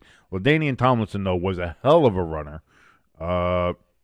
Unfortunately, could never get to the ship. I believe he went to the Jets towards the end of his career. I don't know if he went somewhere else after that. I remember he was with the Jets for like a season or two. But that was it. Throws incomplete. Herbert getting pressured again. That Chargers offensive line having some problems. And it looks like this is going to be holding because, again, this Chargers offensive line, very injured. We know Alt is out for the year now.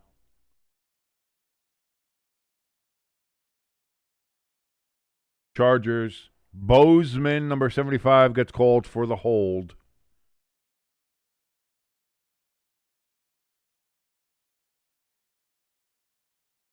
Lloyd in the chat saying Big Ben.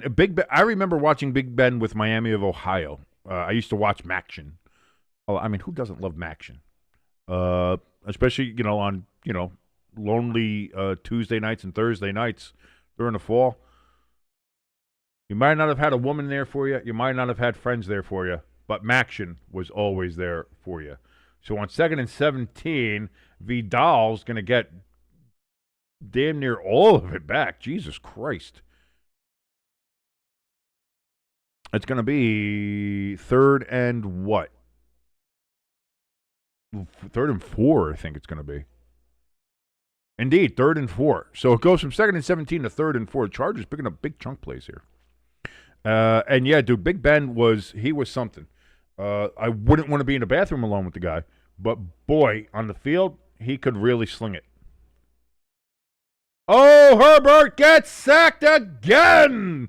Oh, no. But too bad your ass got sacked.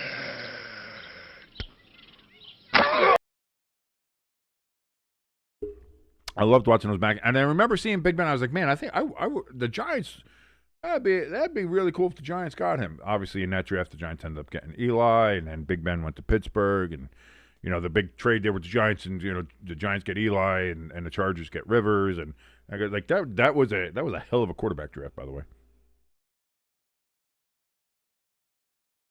And the kick is away as the Chargers faced a 4th and 11th after that sack.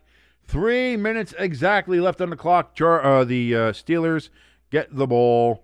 Fair caught on. Is it the 20? Oh, they're going to call it to 23. I was hoping for the 22. Didn't get it to the 22. It'll be 1st and 10 from the 23 with 3 minutes exactly remaining here for the Steelers to see if they can get back onto the board and take the lead again over the Chargers.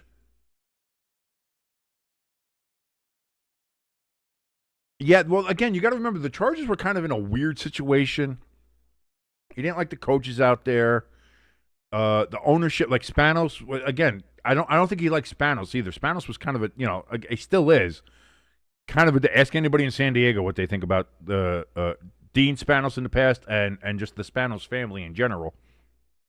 Not high regards when it comes to the Spanos family. So I think there was a lot of that too. Just like he didn't want to play for a club that was run as bad as they were. And while they had success, they were still a bad, poorly run club. And to some extent, they really still are. But so I don't blame Eli for that. And again, the precedent was set 20 years before that with Elway refusing to go to the Colts because of how he viewed them, and he didn't want to play there. So, you know what I mean? It is what it is. I watched that draft too. Over at my buddy's place. But back when I was employed. That was over 20 years ago. Rodgers throws over the middle. Intercepted! Oh, no! Overthrows his receiver. And he's had a couple of those overthrows already in this game. Goes right over his receiver, and that's intercepted in the defensive backfield there by the Chargers. Oh, no. Go Chargers, go!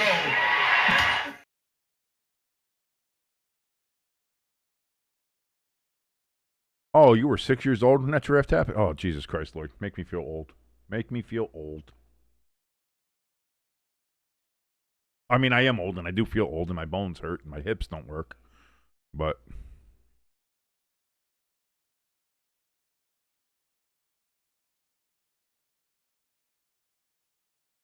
Crafty in the chat saying those are some Bo Nix. Those are definitely some Bo overthrows happening from Aaron Rodgers in this game so far. Not great. Not great. So now from the Steelers' 38-yard line, handoff to Vidal. And again, here's the biggest problem when it comes to the Steelers and their defense, and everybody's talking about the defensive roles. What is going on with the running defense with the Steelers? What the hell is going on? Because I don't know. 2nd and 2 coming up after the 2-minute warning. We have reached the 2-minute warning here at SoFi Stadium in beautiful Inglewood, California, where the taxes are high and so is most of the constituency. Lloyd says, King, if you don't mind asking, what happened to your hips? I'm 6'8", and I've been well over 300 pounds most of my life. That's what happens. When you're very tall and very heavy, as I've been for most of my life. Again, there was a time in my life where I was like 500. I forget how much I was.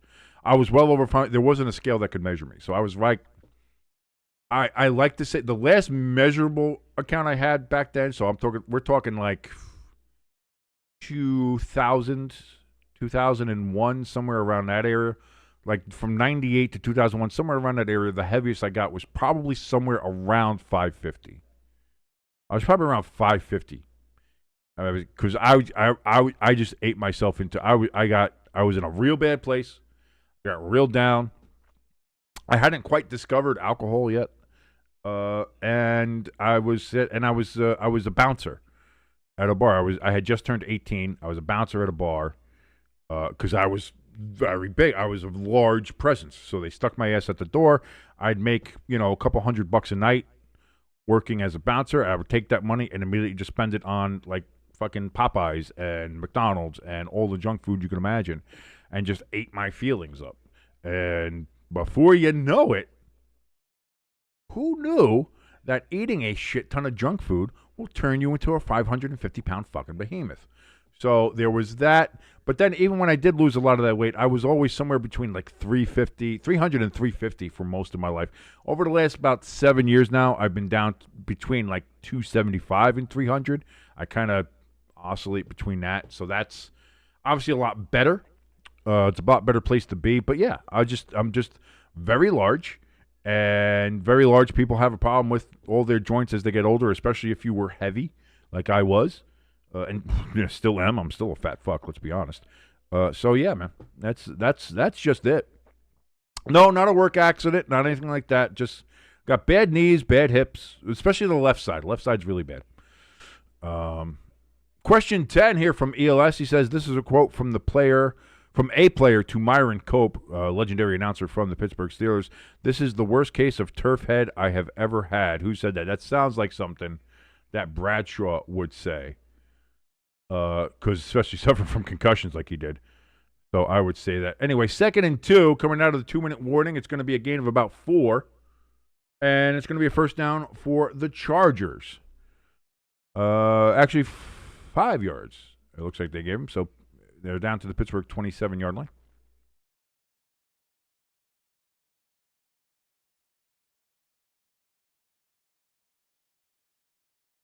No, up until this, what was it? I want to say like 10 years ago or so, when they were having problems with Radio City because Dolan, who owns Radio City, plus MSG and stuff like that, where they used to do the draft and everything like that. The draft used to be it was exclusively a New York thing. The NFL draft was exclusively always in New York, always at Radio City. And then, it was either Radio City or I think they had it there before that when it wasn't quite the television event they had it at the Hilton Hotel. I think it went from Hilton Hotel, then I think it went to the theater at MSG for like a couple of years, and then it went to Radio City. So that's where it was, but it was always New York City. It was always held in New York City. And then when the Jets were trying to get the West Side Stadium done, and they wanted to get that done, and Dolan didn't want that because he felt it would have hurt the Jacob Javits Center, which he owned, and so he was trying to play hardball there with the NFL, and he said, okay, well, if you want to have the draft, you're not going to be able to do it until June because we're going to put some kind of holiday show in there during April and May, so you can't really do it. So the NFL said, all right, fuck it. We'll do the draft at other places. And that's what started the traveling draft that we see now. And so that it's really the only reason that the draft isn't in New York City every year right now is because of James Dolan. And because James Dolan is a piece of shit, as we all know. The answer was, by the way, Bradshaw. As Lloyd said, you could tell he has minor brain damage. Minor brain damage.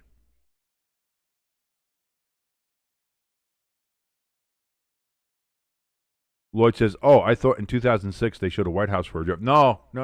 Maybe he made a pick from there. I don't know. Maybe for the Cowboys. Who knows? But no, that's it was always there in New York City, until James Dolan decided to be a dick. Vidal, he's going to get a first down on 3rd and 1. And that's going to be down to about the 15-yard line. And there's 35, 34, 33 seconds left. Again, the Chargers did use a timeout. Sorry about that. I was too busy talking about the NFL draft and its location. I missed a timeout taken. That's my fault. Sorry. I only meant to miss that one thing.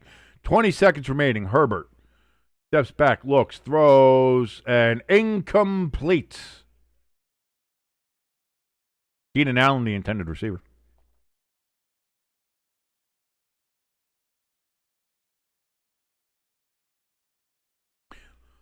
Lloyd says, understandable. I had a friend who had his spine cave in, and he was 6'4". Well, again, I had I had a disc in my lower spine explode on me about 13 years ago. Actually, it was 13 years ago. Memorial Day, 13 years ago. And they had to do emergency surgery. They thought I was just drug seeking because it was in Wilkes-Barre, so they think everybody's drug seeking. Thrown over the middle, caught, touchdown, Lad McConkey, and the Chargers get a touchdown, and it is 11-3.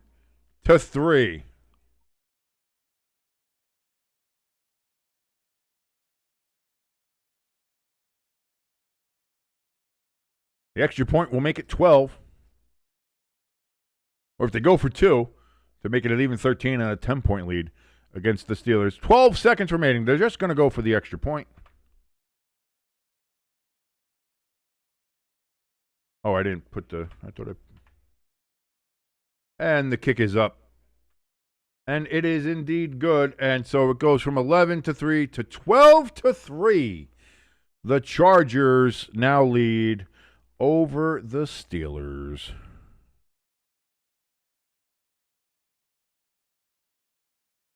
Well, it says Dan Bro is definitely a T1000.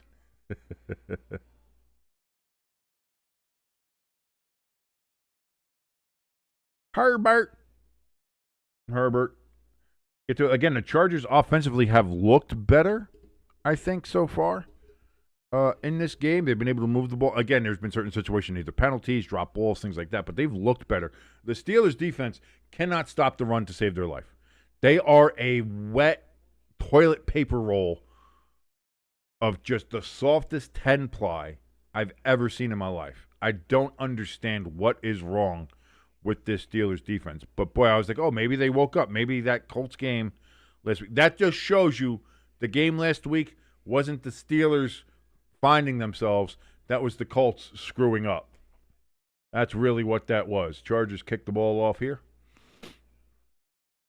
And that's going to go way the hell out of the back of the end zone. Steelers are going to get it at the 35 and probably kneel on it.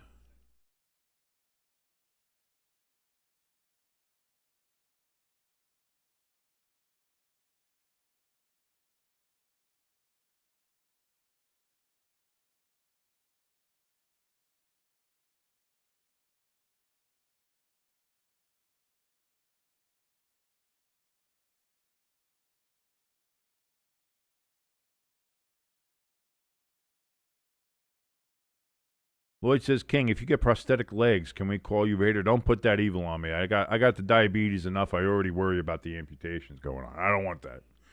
Almost lost my toe a couple of years ago to an infection. Let's not put that evil on me, Ricky Bobby. 1st and 10. Aaron Rodgers looking, throws down the field, almost intercepted again. Jesus fucking Christ. 1 second remaining on the clock. Looks like they should have been 2, but they're running that clock a little wonky there at SoFi.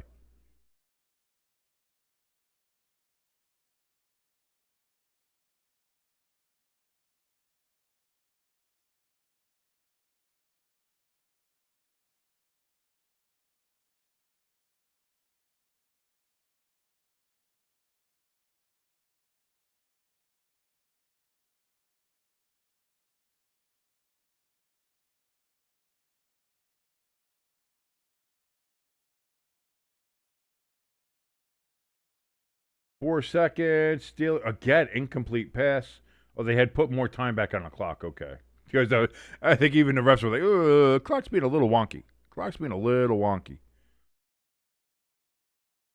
Oh, no, Lord. Listen, I've had the thought. Don't say, I've had the thought of having either the pirate peg leg, going full Vader, seeing if, again, I don't have money. So that's the other thing, too. I would love to do the whole Vader bionic shit. I don't have money. I don't have cover. I have medical assistance because I don't have any money. So, the best I'm going to get from the government is probably a fucking plank of wood. If something like that, God forbid, ever happens. Chargers are going to take their second time out here. Like so, it's not saying like that. It's just not, I'm just don't feel bad about it. Don't feel bad about it. It's not. I'm not saying like don't worry about it.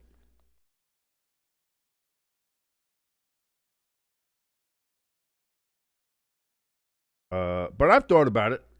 Obviously, there's like, oh man, what if I can?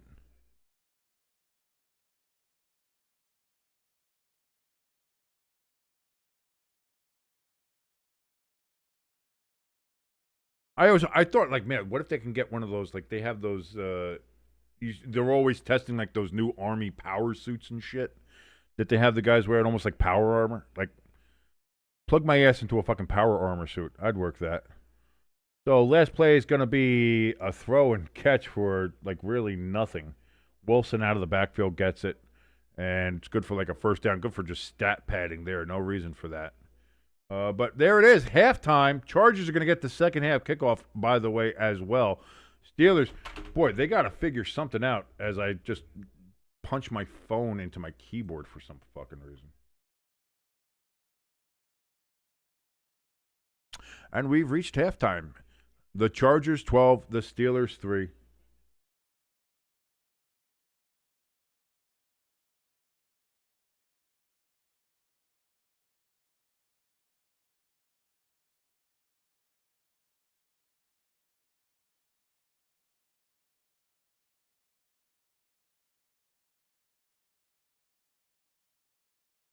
And there we go. And the Chargers will get the first half kickoff. So there we go. ELS says, King, if the Steelers lost, I wonder what Chip is going to say in the rubber room. We'll find out. We will find out because we'll jump in there after this game is done and see what the old rubber room is saying.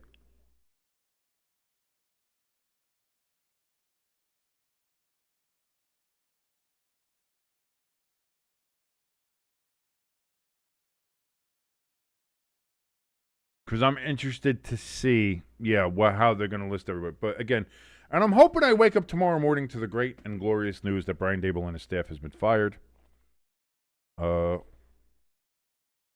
is the? Let me see here. When is the Giants bye week?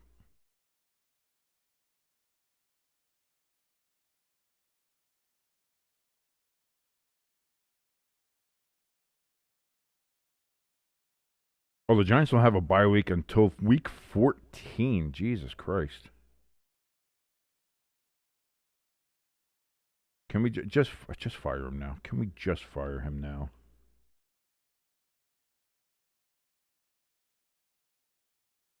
Is there any news about him?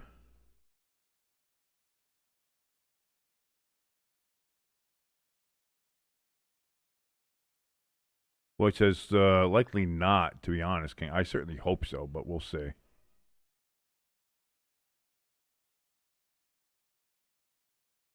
Again, McDaniels didn't.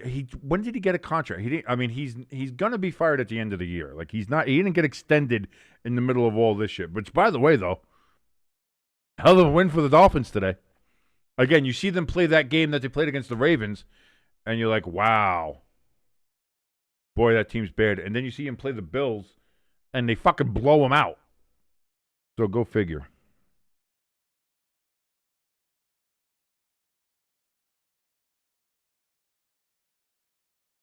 Oh, here's a nice little stat here, ladies and gentlemen.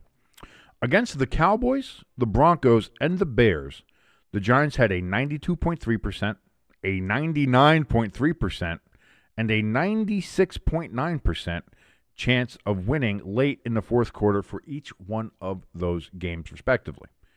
Brian Daboll lost all of them. The odds of that happening, 1 in 60,000. Brian Daboll is not just fucking terrible. He's astronomically terrible.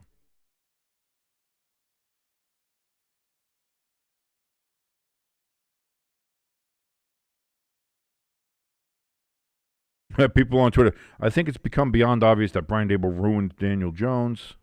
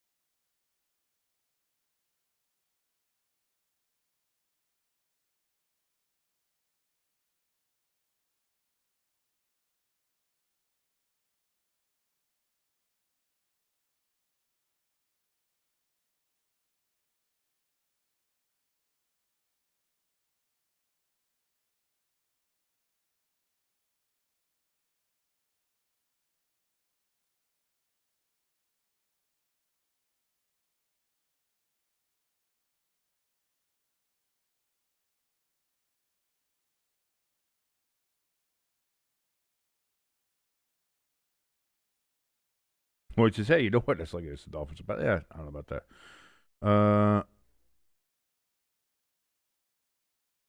The Giants have not. Yeah, the Giants have been bad for 15 years. I know that, Lord. I know that. I'm aware.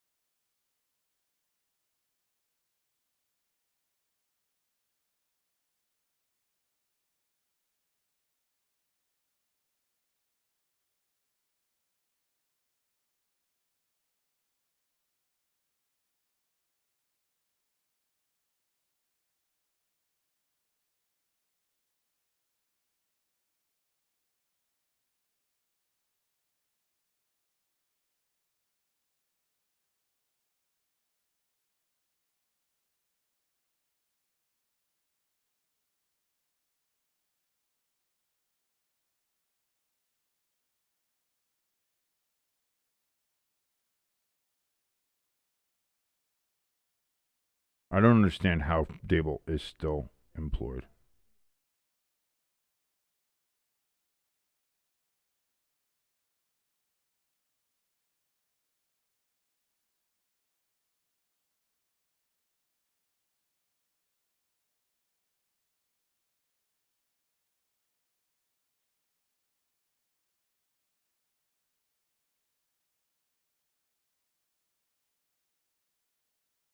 This comes from Adam Schefter, by the way. The Giants are now 0-4 this season in games in which they led by 10 or more points on the road.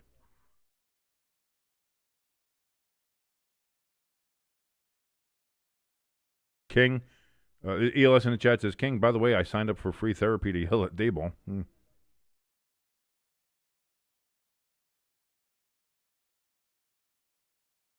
Again, maybe Daboll becomes a good offensive coordinator. I don't know.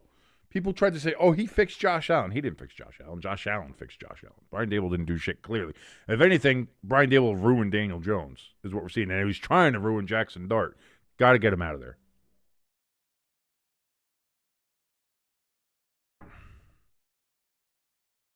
No, Packers play tomorrow against the Eagles, Lord.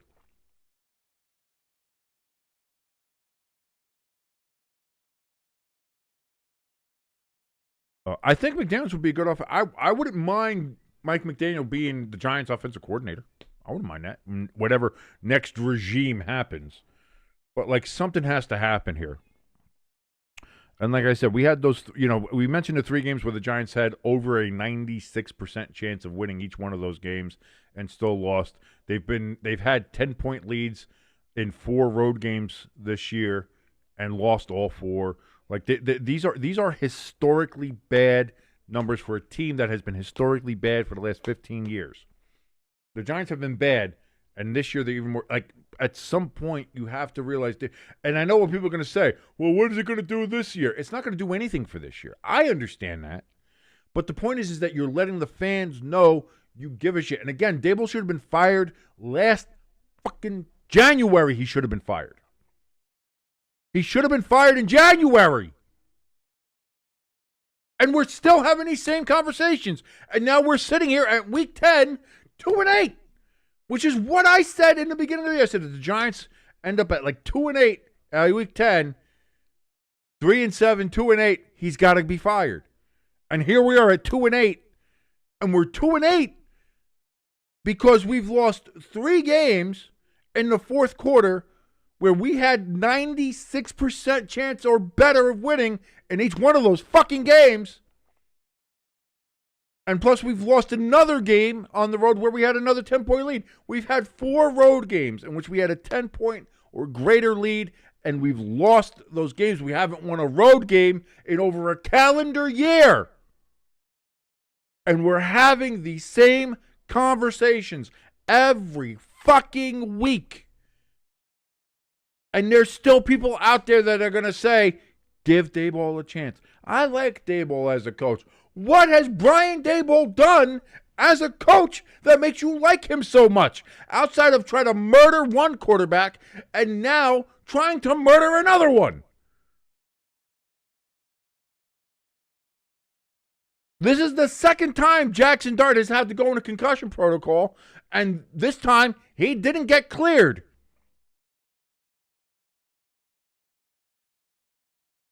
And we don't know if he's going to be able to play next week. We don't know how severe the concussion is.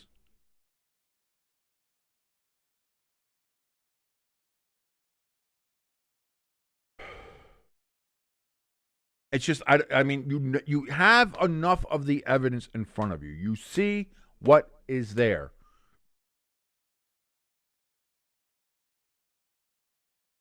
No, firing the staff does nothing to help for this season. The season's already done. If the Giants win every game from here on out, they're 9-8.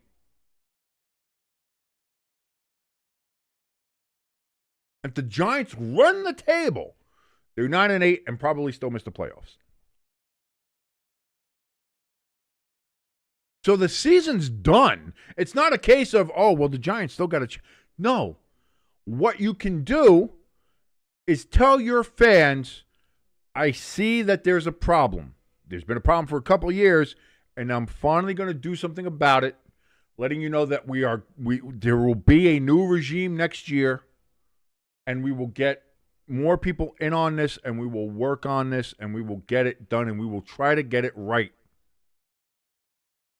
We have pieces. Neighbors will be back next year. Camp Scatterbo will be back next year. You'll have Jackson Dart. And hopefully with a new regime, we can put something together, get an offensive line, try to keep some of those defensive pieces together, do all of that. But holding on and waiting to the end of the year before you decide to fire anybody, all you're doing is frustrating your fan base. If you at least you fire him now and we lose the rest of these games, it's still, you know what? Yeah, we're going to get our ass kicked. Yeah, we don't have anybody there. But you fire, at least, listen, we don't have to deal with stupid Dayball face on the sideline. We don't have to deal with Shane Bowen fucking up the defense on the sidelines. We don't have to worry about any of that. And plus, we know brighter days are ahead. Hopefully. There's the hope of it. And at that point, that's what it is. If you're firing the coach midseason, when you fire the coach midseason, you're offering hope. That's what you're doing. You're selling hope. Because you can't sell the fact that, oh, we are going to be better, because you don't know. But listen, you're saying, we understand that there's a problem, and we're going to address it, and we're trying to improve. That is the point of firing a coach midseason. That is the point of getting rid of somebody who has been so frustratingly fucking bad as Brian Daboll, Shane Bowen, and Mike Kafka for the Giants have. The offensive play calling has been atrocious. The defensive play calling has somehow been even worse. And again, the defensive collapse in these games, all you need to know is those games. The fact that the Giants had 4 road games in which they had a 10-point or more lead and lost all those games, and 3 of those games we had a 96% chance or greater chance of winning those games and still lost them in the fourth quarter. That's all on the defense. That's all on Shane Bowen. We've all seen that. So we all know that. And, of course, the team is never prepared and never ready to go in these games, one of the most penalized teams in the NFL, and that comes down to the head coach and Brian Daboll. The team always makes the wrong decision, the bad decisions, and again, that comes down to the head coach, Brian Daboll. So it's Brian Daboll, it's Shane Bowen, it's Mike Kafka, it's those 3. They have to go. And you have to try to sell it to your fan base that you're going to get better. And if you don't start selling it now, you're not going to sell it. And you're just going to have another frustrated fan base. And then if you start late, let's say you wait till the end of the season and then you fire them. Like, again, firing the coach, you might get some fans to actually come to the game to be excited. Hey, well, it's a Brian Daboll, smoking the Brian Daboll pack party, It's the Brian Daboll farewell tour. Hey, you can do that, something. But by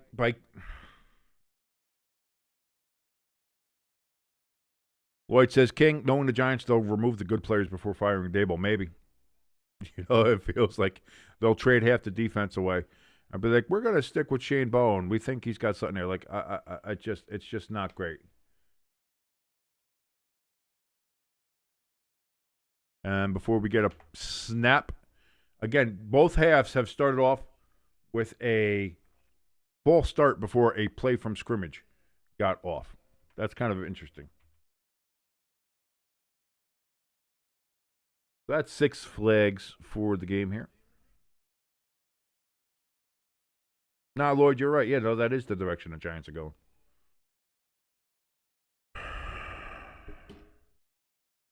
So 14:54 here, Chargers on the... Oh, that looks like the Steelers jumped early. Looks, throws. It got thrown, deflected, and then Herbert caught his own pass, but I think that's going to be offsides on the Steelers. It looks like they jumped early to me, and it looks like they jumped early to the refs, as that is going to be the call they make.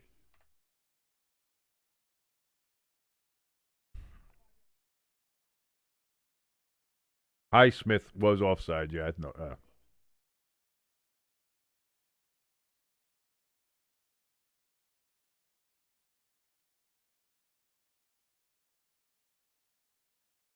Oh, this is from the Rubber Room chat, by the way. This is I'll play this in a second.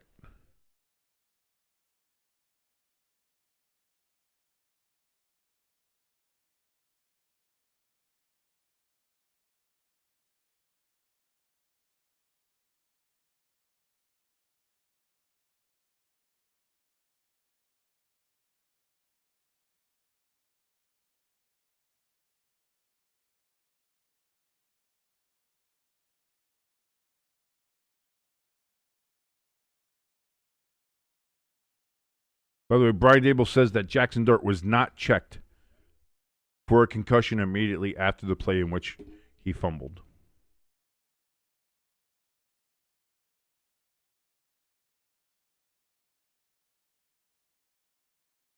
Why is he not fired? Herbert throws incomplete. TJ Watt in for the pressure there. And that's going to make it 3rd and 9 upcoming here for the Chargers.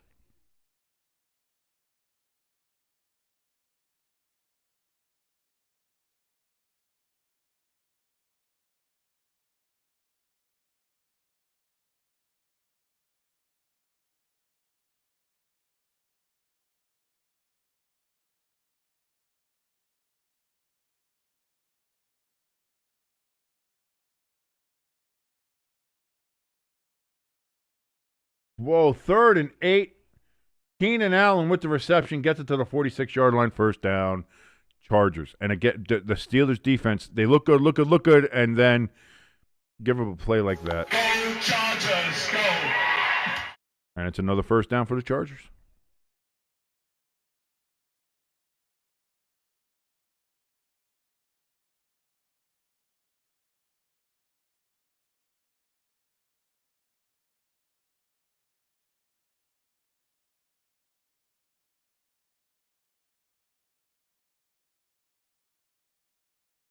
First down, Vidal with the carry, but he's going to get just to the line of scrimmage and back. 2nd and 10 upcoming.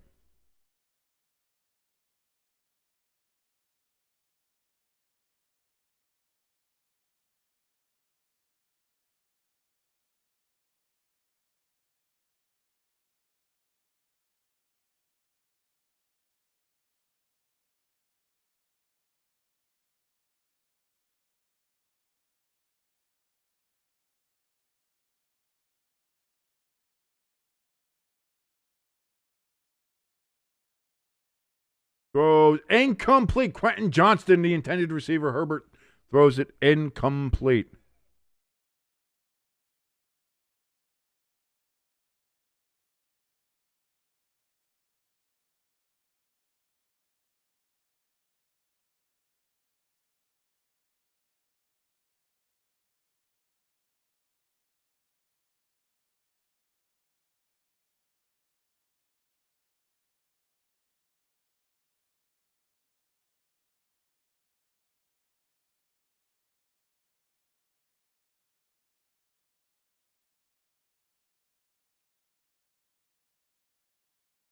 And Highsmith gets into the backfield and gets the sack on Herbert. But too bad your ass got sacked. And that's going to make it 4th and 15. I don't know if he was governor back then. I don't know if that's when he was governor or not. It's around that time where he was still in politics, but I don't think it was when he was governor. Maybe it was. Maybe it was when he was governor. I don't know.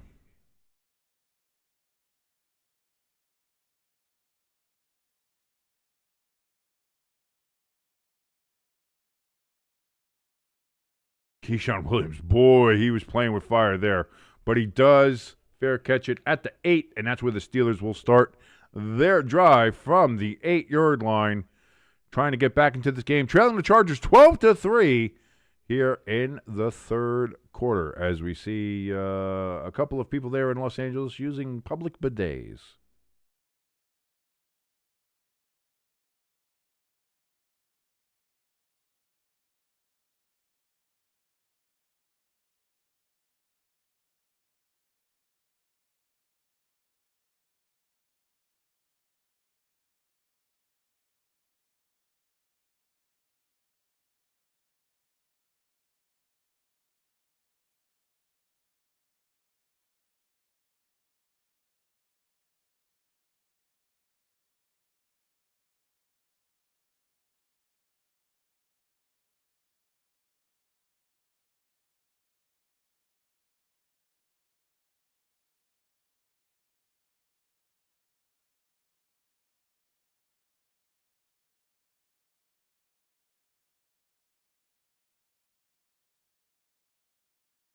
I had to type out a response to something. I apologize. I know silence is not ever great on a live stream, but boy, man,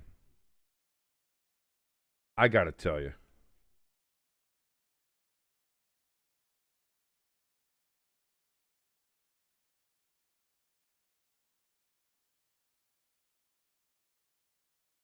You know what? If you can't hit the notes, don't hire the actresses to do the shots. You know what I mean?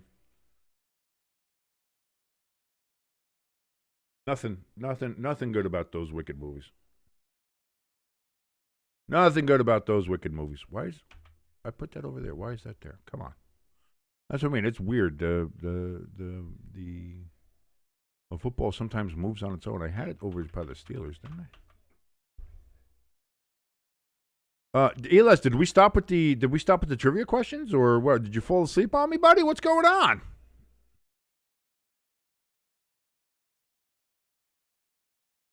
Elias looks like he's not even in the chat anymore. My pal, he's gone.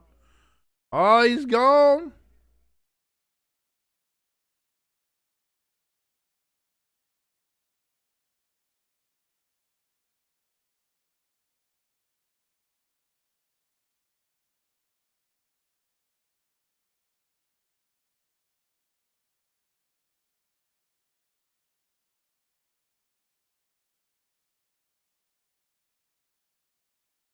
I guess he was a tired boy today. He is a tired boy, but we're not tired here. I'm very tired, but we're still going to watch this game, so I'm still drinking coffee here.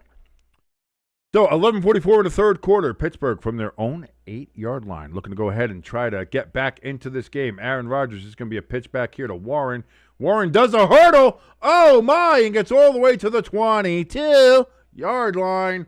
First down, Steelers. Wow, what a hurdle from Warren. So he just whoop. Oh, that was Olympic-esque.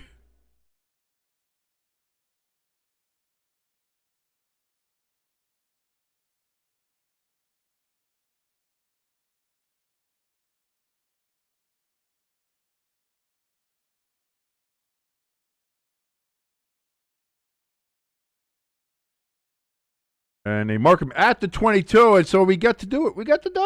22. There's our girl. Hey, Taylor, how you doing?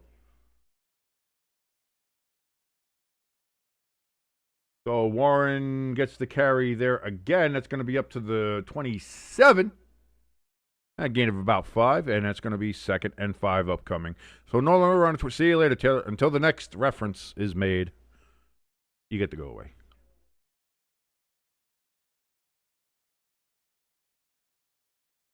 Second and 5. Rodgers. What do we got here? And we have an injury timeout. There's an injured Charger. Big boy. There's a big boy on the field there. And he is injured.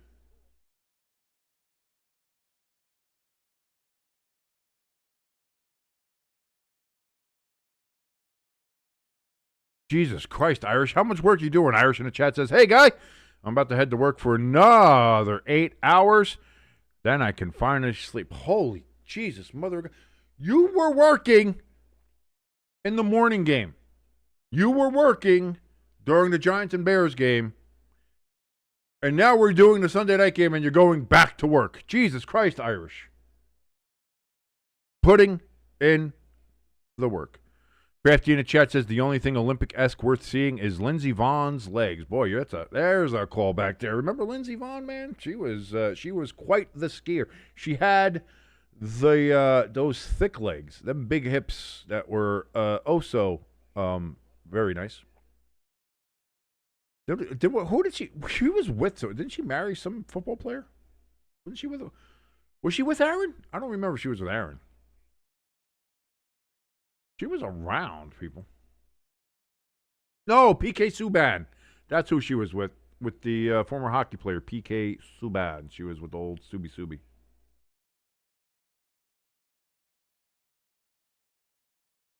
I did not get to see the Lions game today, Lloyd, although I think none of the 4 o'clock games are really worth watching. 2nd and 5. Looks like it's going to be just short of the first down. Warren kind of got pinballed around there.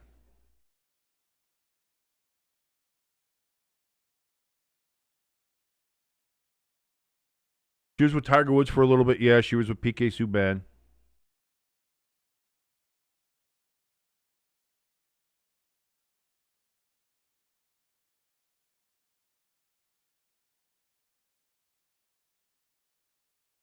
Play clock at 0.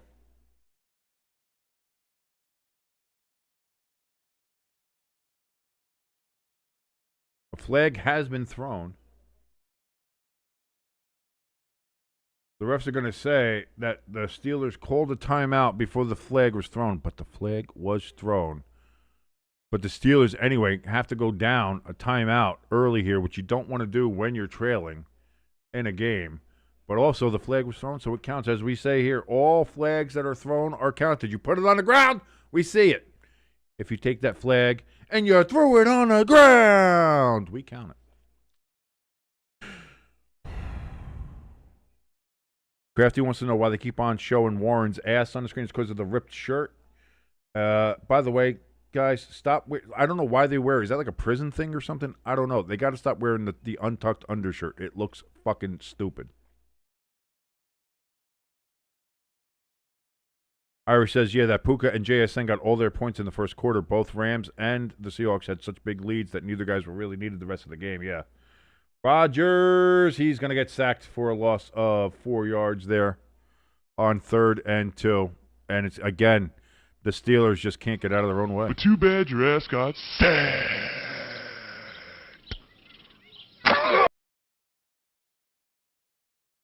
Crafty says Steelers want to go down. Apparently, very much so.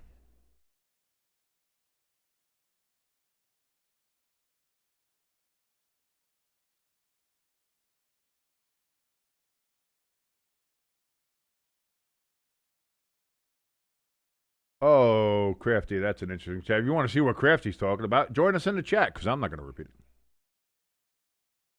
Punt is away, caught at the 28-yard line, return to the 35, and that is where the Chargers will take over on this set of downs. Why does that keep on going back over to the Chargers when it's not supposed to be there? Now it's over there, and we have a flag.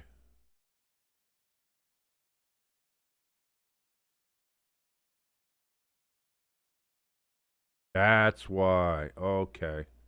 Because I keep on hitting the number with the flag. I shouldn't be doing that. There we go.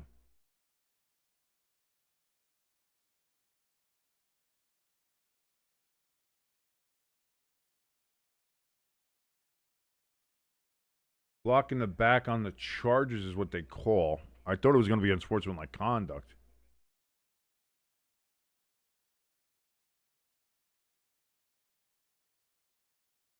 And we've got 9 flags now on this game. Oh, I didn't save it. That'll do it. There we go. 9 flags on the night here. So we're probably getting over double digits yet again. It's very rare. The only game I think we only had single digits was that Chiefs-Lions game, which everybody bitched about. But there was only 7 total flags thrown and 4 accepted penalties at all. So, which was such a godsend of a game. I love that. More of that, please.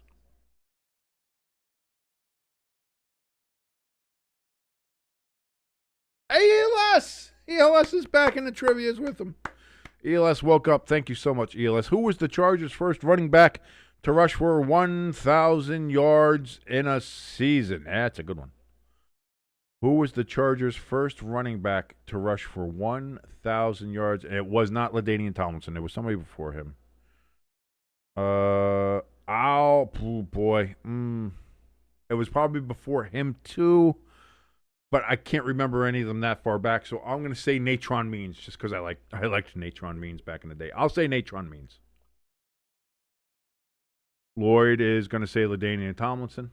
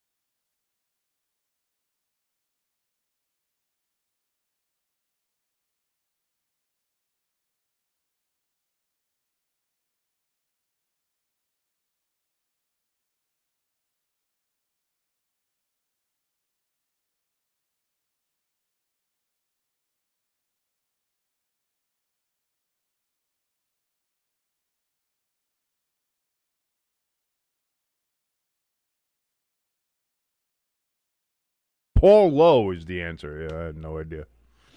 All the way back in 1965. I knew it was probably an answer way back then, but I have no idea.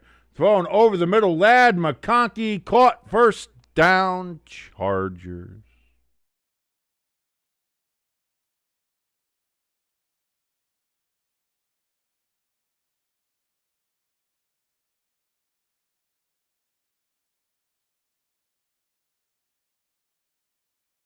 Lloyd says, ELS, not going to lie. Do you think King is that old?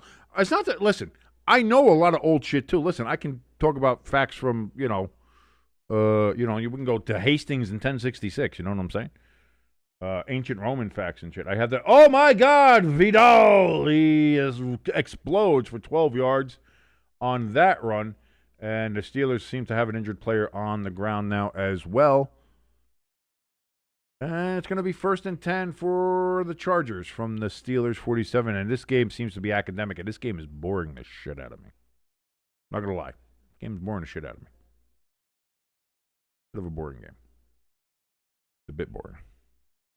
And they're dealing with the injured Steeler on the ground.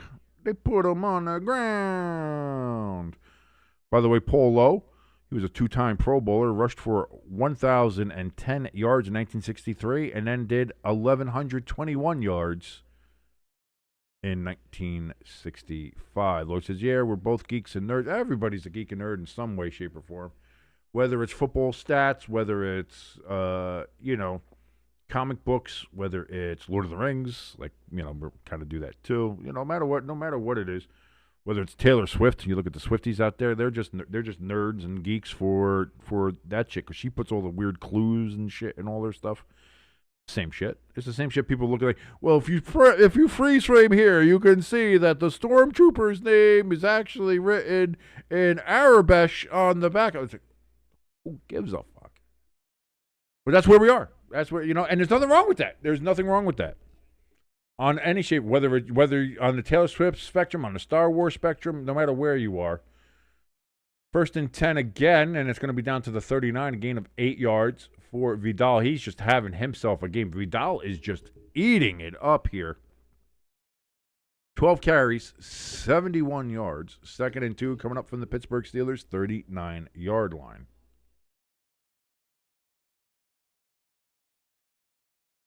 Herbert's 15 of 26 for 1 touchdown for a $121. Rodgers 7 of 14 with a pick and 64 yards. Oh! 2nd and 2. That's going to be a loss of 2 as Herbig gets into the backfield, and they get a loss of yards. It's going to be 3rd and 4 coming up.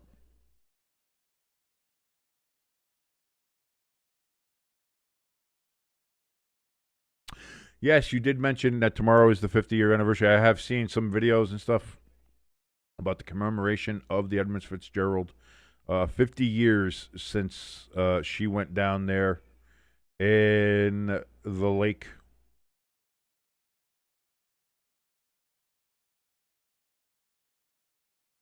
Oh, it's tipped at the line, incomplete. 4th and 4 for the Chargers. Gonna have to punt.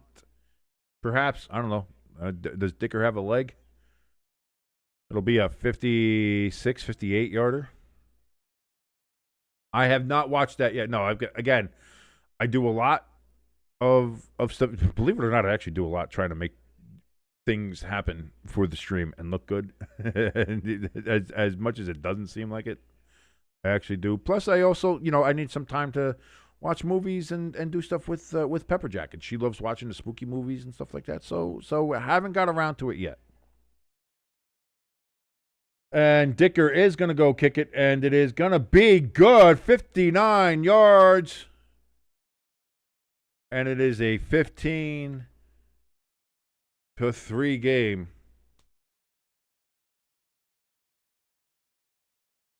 Twelve-point lead for the Chargers. And the Steelers will get the ball back with 6:07 remaining in the third quarter. And this game is really taking a toll. We might just sit and chat for the rest of the way. I have no idea.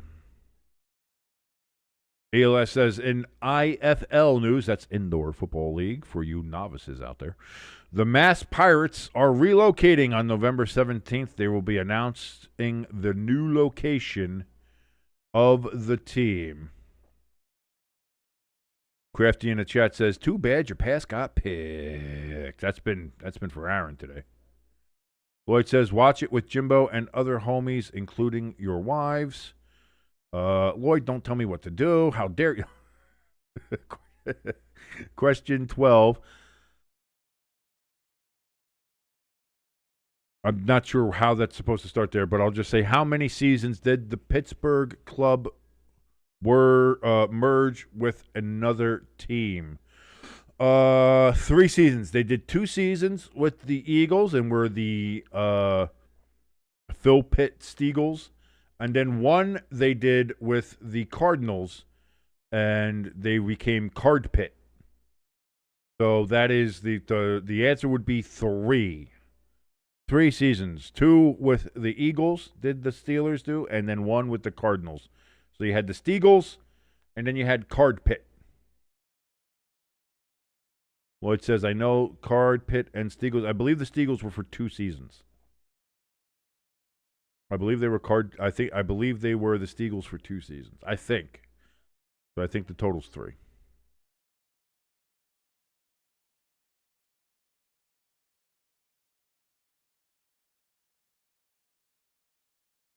Could be wrong. I probably am wrong, but I think it was 2.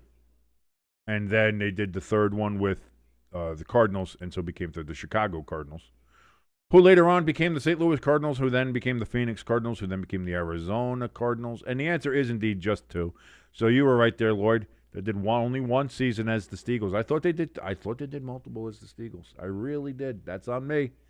That's on me for thinking I'm smart, man, when I'm nearly dumb.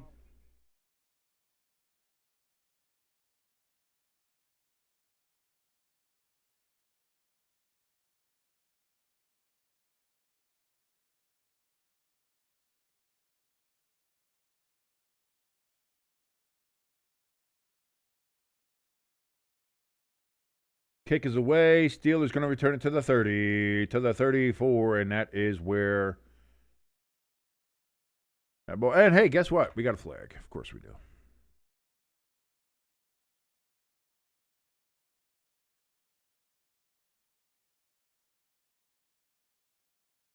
I was not thinking of the draft.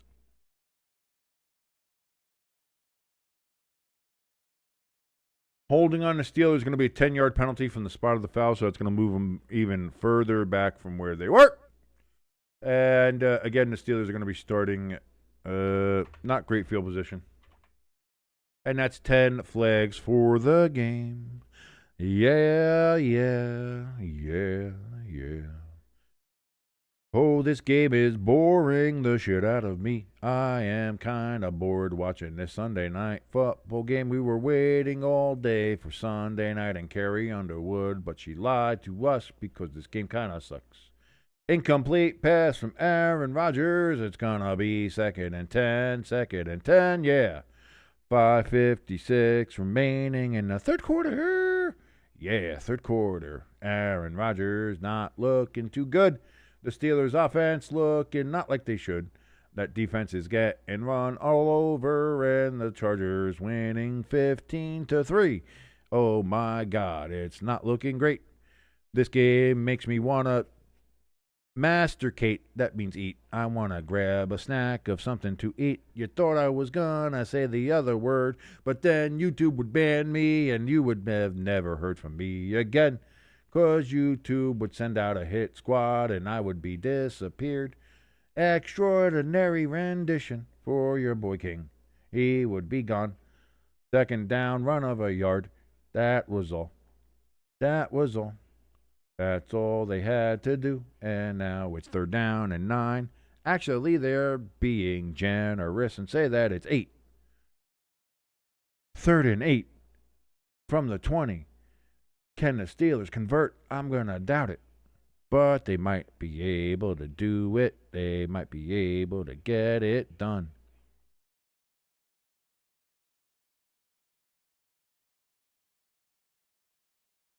Lloyd says, what the fuck am I listening to? You're listening to a bored man sing along just songs here because I'm bored. Chargers now call timeout on the defense with the 3rd and 8 upcoming. Apparently they didn't see something they liked.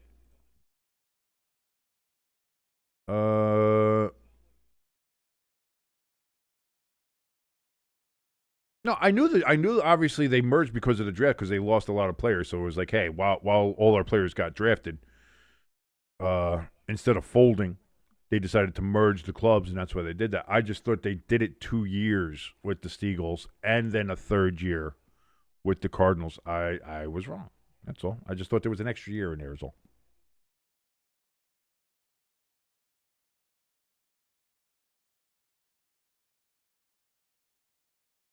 Hey, I've got 6 right so far. Out of, 12 questions? That's not bad. Rodgers, again, threw that to nobody in particular, 4th and 8. They're looking for a flag, apparently not getting any. And it's going to be 4th down. I didn't see anybody in the vicinity, and I didn't see anybody held. Maybe there was somebody held. Let's see. Looking at DK Metcalf, what happened here? Oh, he was hit and knocked down. Yeah, are they going to say? I guess they said incidental contact. So, ELS says that both King and Lloyd have more points than the Steelers. Fair point. That is a fair point to be made. Fair catch at the 36-yard line for the Chargers. 5:09. God, this is still the 3rd quarter. God damn it. God, it's only 10:30. God, why does it seem like this game is screwing with the fabric of space-time. It's making things go slower, and I hate it. Oh.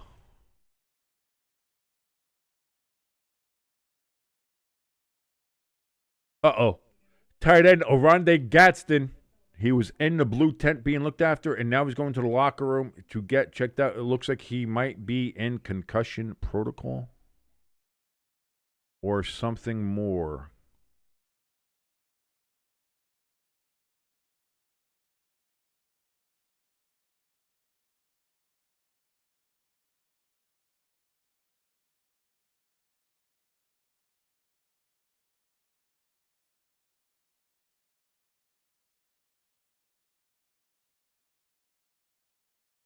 I am not, Lloyd. No, I'm not. I was simply thinking that the Steagles were around for 2 years. And then there was a third season with Card Pit. That is all. I'm not thinking of any other teams. I'm not thinking of anybody else being merged. I'm not thinking about anything like that. Not confused. Just thought there was an extra year there as the Steagles, and there wasn't. There was only one season as the Steagles, and then one season as Card Pit. That was it. All there is. There's nothing. I don't know why you're still digging into this. I'm weird. You be weird. Stop being weird. Question 13. Lucky number 13. And you know whose favorite number is 13? I don't know if anybody can guess. That's her favorite number. That is her favorite number. Lucky number 13 for good old. Look at that rack, man. Jesus Christ. That's the only interesting thing watching on this night, I'll tell you that, because it's certainly not the Steelers and or the Chargers. That's for sure. Question 13. How many players did the Chargers draft in the first round in the 1990s?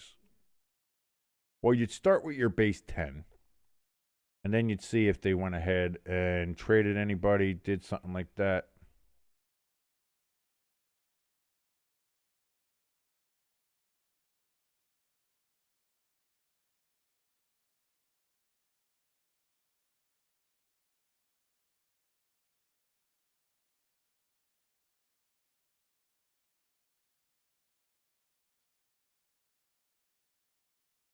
Yeah, I don't know. I think that anybody else that usually does that, but I don't know. That probably should have been a flag, I think, for legal contact, but instead it is not. It's a knee injury for Gasson, so not a concussion thing. It seems there was a knee on knee. So he went to the medical tent, and now he's going back to the locker room. So yeah, not great.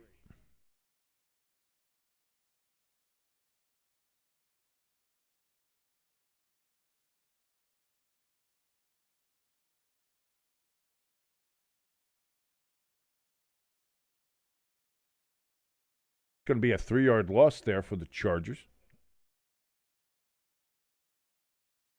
Going to be 3rd and 6 from their own 40.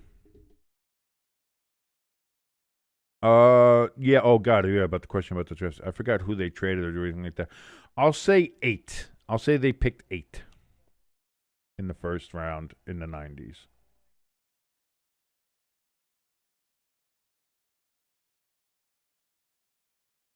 Herbert, he's going to pull it down and run it himself. Slides down at the Steelers' 45-yard line. First down. Chargers go. Chargers go.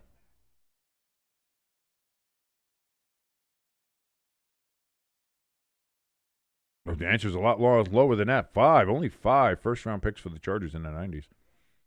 Kind of like the Rams back in the 2010s. Fuck them picks. But they got a Super Bowl. Of those 5 picks, they drafted Junior Seau in 1990, Stanley Richard in 91, Chris Mims in 92, Darian Gordon in 93, and Ryan Leaf in 98. So 4 out of 5 ain't bad.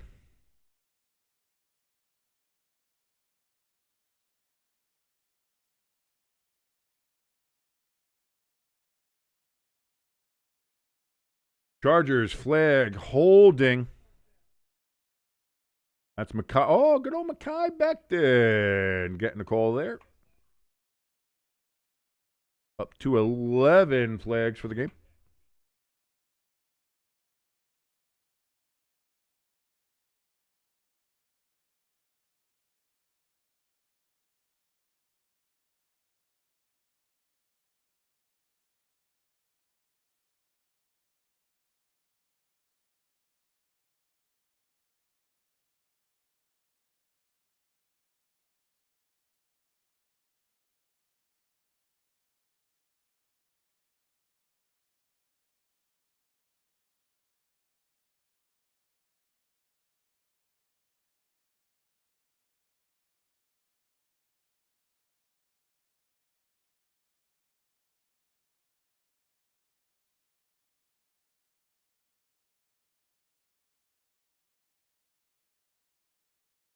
So with that, it's going to be 2nd and 14 after the holding penalty had it 1st and 20.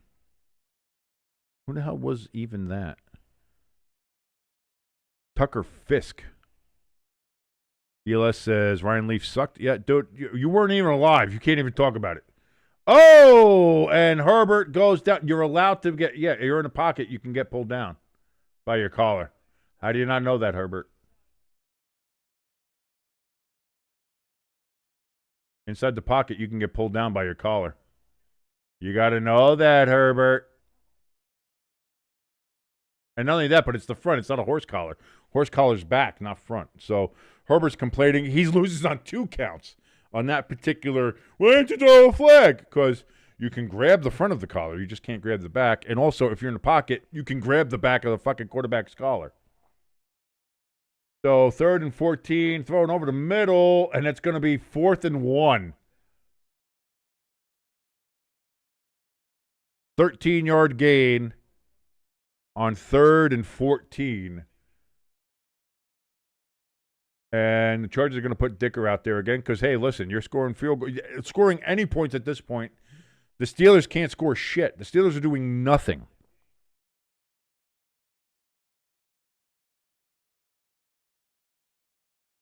Hey, listen, can we end the game at the 3rd quarter, NFL? Can we do something like that? Snap, hold, kick is up, and that is drifting and hits the upright. We got a doink, and it's no good. No good. And Dicker did not slide it in correctly. And so the Steelers have a chance to drive it in deep. 45 seconds remaining here in the 3rd quarter. 15-3 Chargers. And we still got a whole quarter to deal with this shit. ELS in the chat says, this game fucking sucks. ELS, I 100% fucking agree with you. I'm spending half of my time actually in the double R chat room here, trying to just keep awake and entertained here.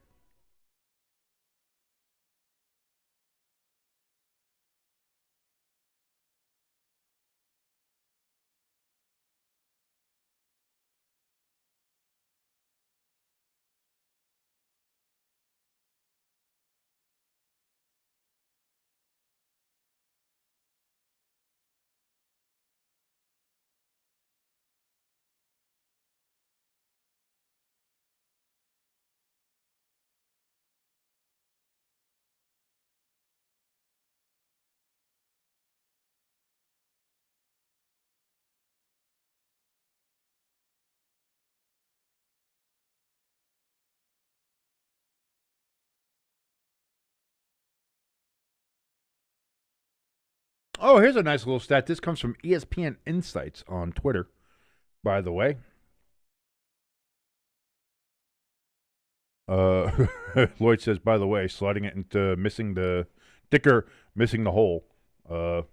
Not sliding it in correctly. That's what I said. That's something that Taylor Swift would say. And hey, we got a Taylor Swift reference there from Lloyd. There she is. Every time we say her name, there we go. Yeah, I used to have the headphone on. Because when doing the stream with Jimbo, I would have to have the cans on so I could hear him and it wouldn't echo and do all that kind of stuff. Unfortunately, since Jimbo decided to take the step back from the program, I don't need to do that. So I just have I have the volume on very low on the game so I can hear what the announcers are saying, so I can get a clue as to what is going on with the game. But yeah, I don't need to wear the headphones. If Jimbo comes back, probably would have to, but we'll see here. By the way, Matthew Stafford just reached a 500 career win percentage for the first time ever. At 231 starts, that's the most starts by a quarterback before reaching 500 since starts were first tracked in 1950.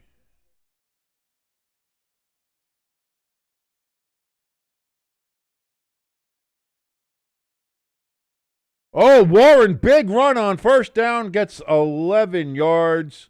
for the Steelers. First down, Steelers.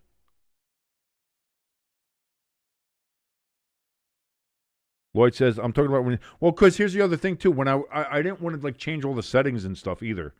When I would do a game by myself. And there were times where I had set the game up for me and Jimbo to watch. And then, like, 5 minutes before the stream would happen, Jimbo would call me and be like, I can't do the stream today.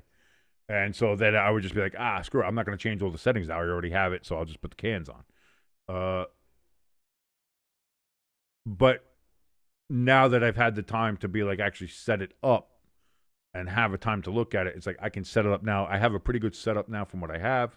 Like I said, unfortunately, without Jimbo here to do it, I don't have that. By the way, end of the third quarter, as we're going to enter the fourth, and boy, here's another struggle one. We got another struggle session here. Somebody call Mao, because this is definitely a struggle session. But get the fours up. We're all in. We're all for, and that's what we're doing. If I hear this fucking commercial again, I swear to Christ. So get the fours up in the chat, at home, wherever you are. Throw them up there. Currently, the Chargers with a 15-3 lead over the Pittsburgh Steelers. Lord was like, I watched you then. That just proves I was here years ago. Yeah, dude. This is the second year of us on YouTube.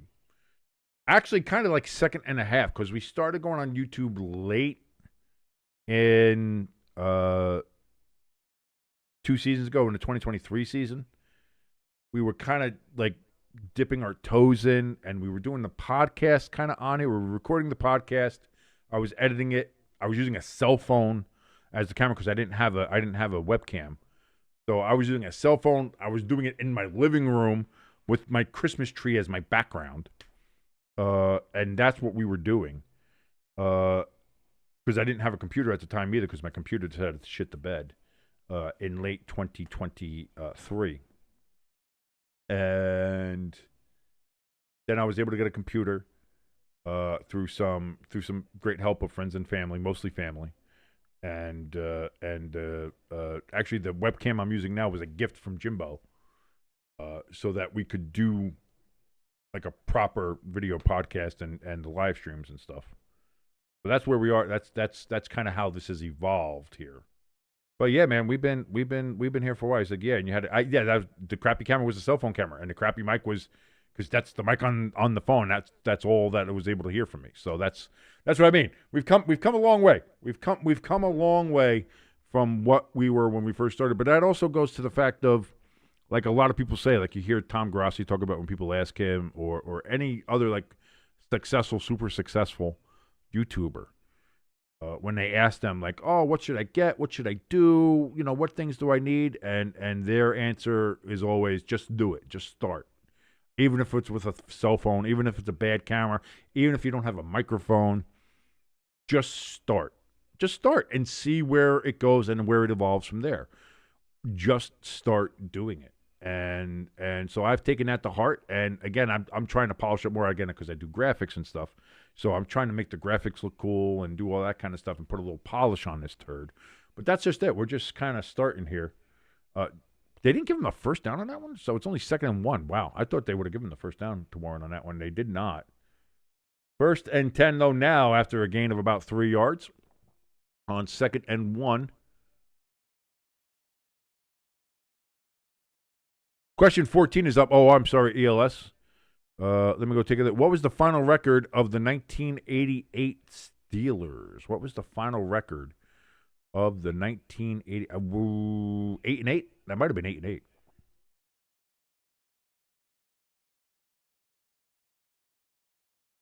Aaron Rodgers steps back, looks, throws. Warren gets it out of the backfield. He gets it to the 30, to the 25, down to the 20, down to the Chargers' 14-yard line. First down, Steelers. And the Iron City Brigade getting loud there at SoFi.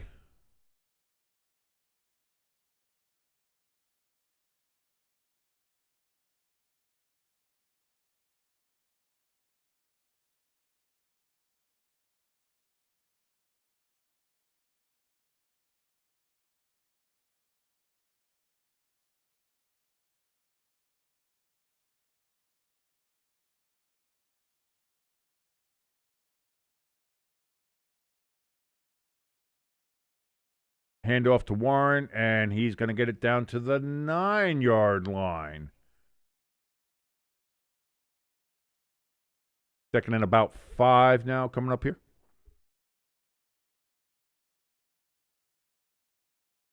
Lloyd says, King, did you have a YouTube before this? I had an old one for my 97 9X. It only had like 4 videos on it, I think, that we did like before. It was really nothing, so no, not really. I didn't really have a YouTube channel like this. I didn't have a YouTube channel.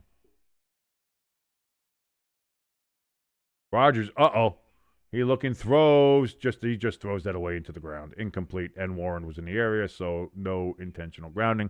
3rd and 6 upcoming. Answers 5 and 11. That was the worst record that the Steelers had since Chuck Noll's first season as head coach in 1969, when the team finished 1 and 13. And it was when did Noll got fired? When in 90? When did he get fired? Was it after that year? Did Cowher take over in 89? No, Lloyd. It was not about sports. I did nothing about sports. I was on a rock radio station, so it was about rock music. Throws. Oh, again, way too high. Bover throw there from Aaron Rodgers. And he takes a hit. It's going to be 4th and 6 from the 10-yard line, and they're going to have to go for it. I mean, you're down this much. You haven't been able to do anything. You're in the red zone for you got to go for it.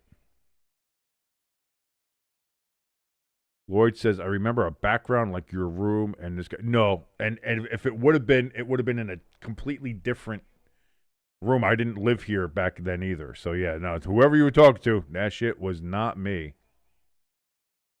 91 is when he left, so 92 was Cowher's first year, right? So Rodgers looks, throws, incomplete, looking for DK Metcalf, and no flag on the play.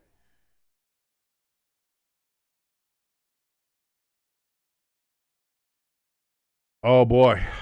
And the Steelers cannot do anything on offense. Again, that's not interference. He's back looking at the ball, and yeah, that's not interference.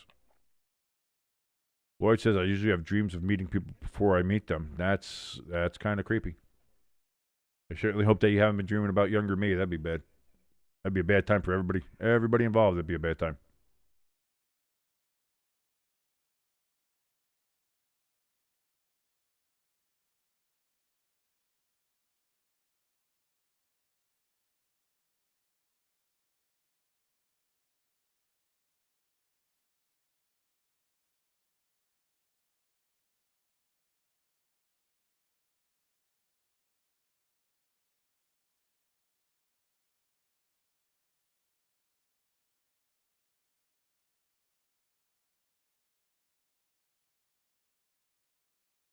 Question 15 here from ELS. What San Diego offensive lineman was nicknamed the Intellectual Assassin? Assassin.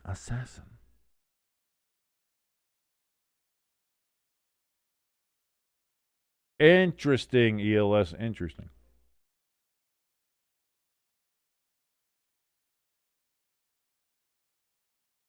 I've heard that before, but I can't put the person to the nickname.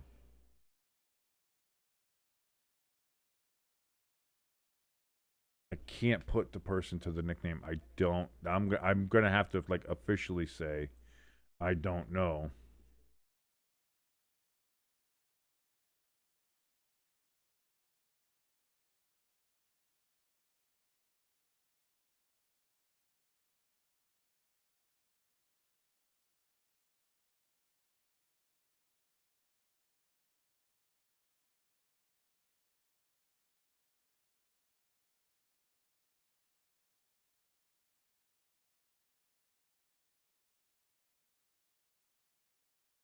ELS. I did look it up.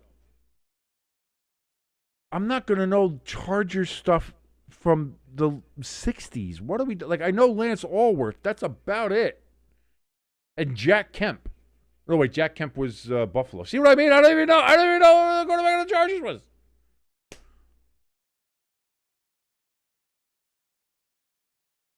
So 1st and 10 from the 10 for the Chargers. Throw. Quentin Johnston is going to get 10 and more. Gets to the 15. 15-yard gain. It gets to the 25. So that's a 15-yard gain. First down for the Chargers. Lloyd says, King, he thinks you're 70. I mean, maybe. Or maybe he thinks, I think he might think I'm smarter than I am. I'm not that smart. I'm not dumb like everybody says, but smart. I deserve respect. But I'm not that smart. Like Fredo.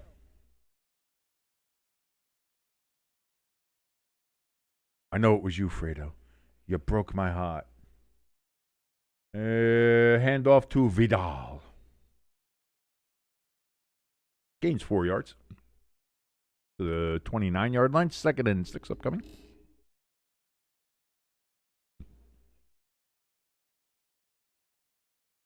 ELS says, well, the problem with this site is that it has either 2000s trivia or 60s, 70s trivia. So, I guess, yeah, you're kind of damned if you do, damned if you don't. Lloyd says, are you wicked smart? I'm not wicked smart. I'm not like that Goodwill Hunting guy out there. How do you like them apples? Solving all the math problems on this chalkboard where I'm, mopping up puke. I ain't got all that. Parking my car in Harvard Yard. Herbert on 2nd and 6. That's going to be an overthrow there. Looking for Keenan Allen. Looked like was the nearest receiver.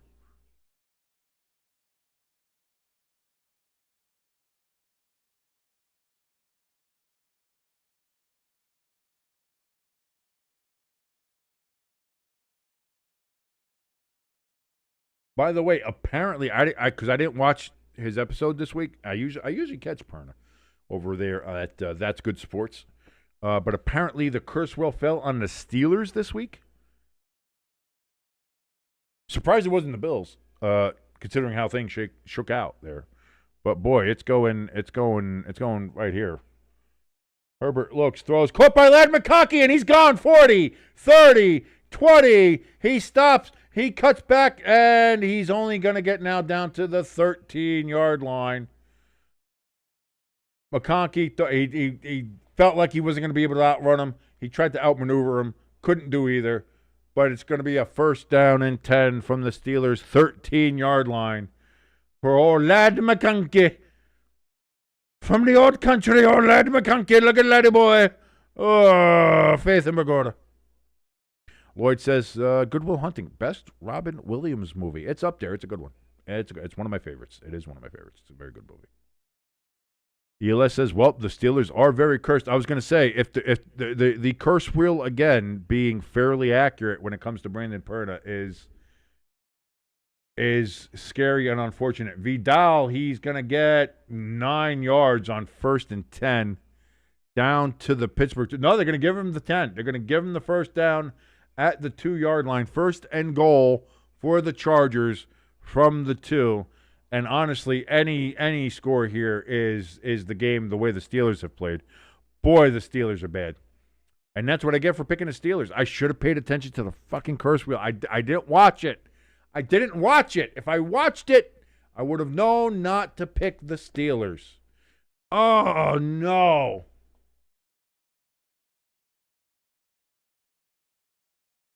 That's why you always got to pay attention to the Perna curse wheel. Hand off to Vidal, touchdown Chargers, and that is going to do it. Not only is this game over, it's blowout over.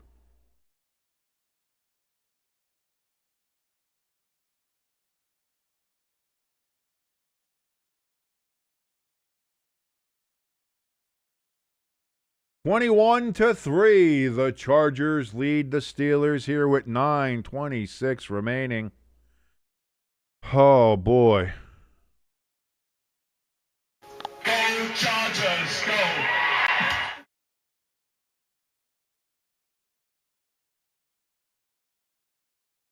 Snap, hold, kick up, and it is now a 22-3 game. And of course, There was a Taylor reference. There's our girl. Do I have another picture of her? I like this one, but, variety is the spice of life. Do I have anything that's not screwed up? I have a lot of the blanks here. What about this one? That one's actually not bad. That one's not bad at all. I actually might prefer that one. Yeah, I think we're going to go with that one from now on. Wait, we need to see a little bit more of that. So let's fix the size here. Let's get Taylor down here. All right, and let's put her there. There we go. Now we got a better kind of full-sized Taylor here. So there we go. There we go. Good. Get her. No, come on. What are we doing? Come on. What are we doing? Why is that not? There we go. There we go. That's going to be the new Taylor picture from now on whenever we mention Taylor.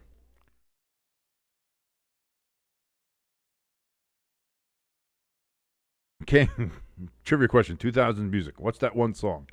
Flagpole Sitta? Is that the song you're talking about? Maybe that song. Crafty says, oh, good. I don't have to stare at kids. That's why I do that. I was going to say, would you rather see my face or would you rather see Taylor Swift in there and all her showgirl glory? That's what I'm saying. You know what I mean? You know what I mean? Know what I mean? Know what I mean? Know what I mean?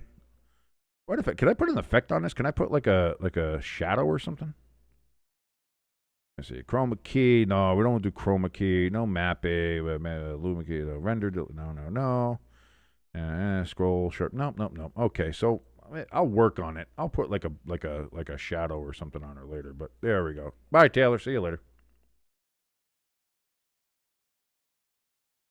Crafty says, why can't that just be used on every stream? She's on every stream. Every time there's a Taylor reference, Taylor shows up. Ooh, Lions and Eagles next Sunday night. Wonder how boring that game's going to be. Because apparently we can't have primetime games that are worth anything. All the primetime games lately have been boring as shit. I don't like it. Question 16 here from ELS. He says, what cornerback in the 20th century set Steeler records for both season and career interceptions? Rod Woodson is my answer. I'll say the old Steel Rod.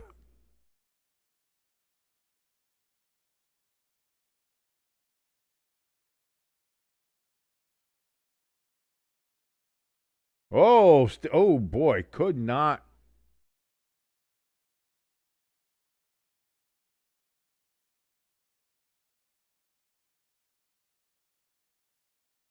Oh God! What? Ever since ESPN started doing the goofy animations, like all of them do it now, like NBC does these goofy animations. Everybody does goofy animations.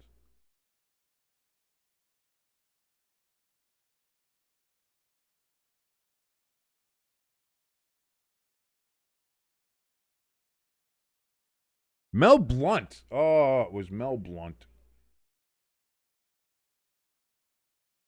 So here we go, 9-18. Aaron Rodgers behind. Oh, did he catch that? They're going to say Metcalf caught it there. But that's only good for a couple yards. Crafty said, who the fuck is exploiting that poor child? Release the Epstein files. 5-yard gain, 2nd and 5 from the 42.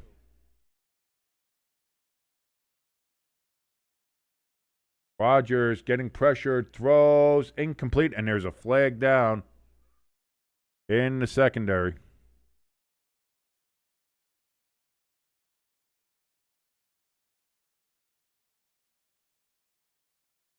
Defensive holding 5-yard penalty, automatic first down.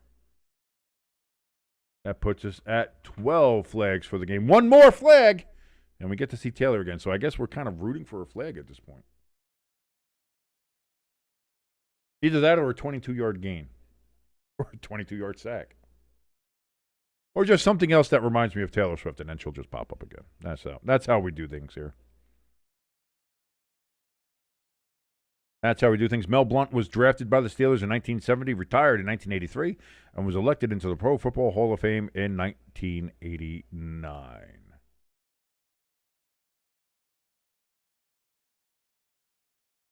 Off the hands of a Steelers receiver and intercepted. Oh, my God. It just couldn't get any worse for the Steelers. And Rodgers is just, Austin had it bounce off his hands. I mean, it's right in his hands, bounces right off his hands and gets intercepted again. That's not an Aaron Rodgers interception, but, you know, it goes down as one, but it doesn't matter because it's just, it's so bad. It's just so bad for the Steelers right now. Boy, oh boy, oh boy. When it rains, it pours, as they say. When it rains, it pours.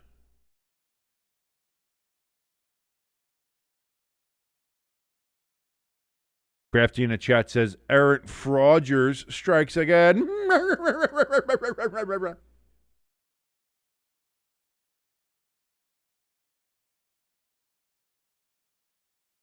Jonathan Taylor is the first running back to crack the 1,000-yard mark this season, and he's got over 1,100, I believe, on the season so far. So, yeah. Irish in the chat says, not even Boswell showed up for me this week. My only player that went over their projection was Warren, and he only went 3 points over. Yeah, you were rooting like hell for Warren in that Colts game earlier on, and again, it took very late in the game for him to finally get just over your projection of what you wanted him for there. No idea, Lloyd. No idea what song you're talking about. To be honest with you, to be fair with you, I have no idea. 2nd and 7 for the Chargers. They're just going to run the ball here. Vidal gets another 2 yards on that carry. 3rd and 5 upcoming.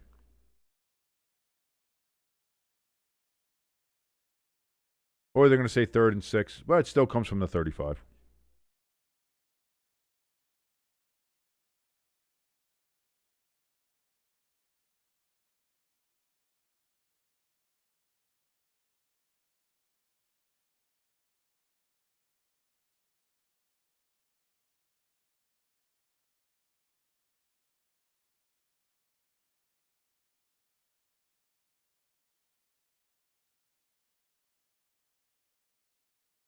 Handoff to Vidal again. That's going to be a 1st down. And he's going to get down to the 25-yard line. 1st down Chargers, but there is a flag. Holding on the Chargers, so that's going to come all the way back. And that is going to be our 13th flag. And you know whose favorite number is 13? I know, you know, we all know. There she is. There's our girl. She's saying hi to everybody. Hi, say hi, Taylor. Everybody say hi to Taylor. How are we doing? Very nice. Very nice. ELS in the chat talking to Irish. He says, in my own league, the only good player on my team for this week was Jonathan Taylor with 114.3 points. But you have Jordan Love for tomorrow. You better hope that they do better. You better hope that those Packers do a little bit better there for you than they have been. ELS 3rd and 16, and Herbert is going to be sacked. But too bad your ass got sacked.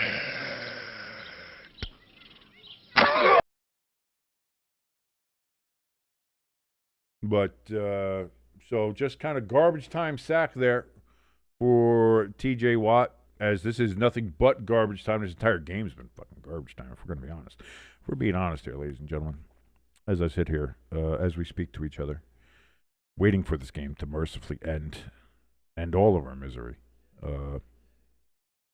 This entire game between the Pittsburgh Steelers and the Los Angeles Chargers of San Diego has been garbage time. Garbage to watch, garbage to narrate, garbage for the people there in Los Angeles to attend. It's been garbage all around. The players have been garbage. The play has been garbage, even on both sides. Even with this game being 22-3, it has been just an atrocious game to watch. ELS is asking me if I'd like some good news. It depends on what that good news is. We are going to see.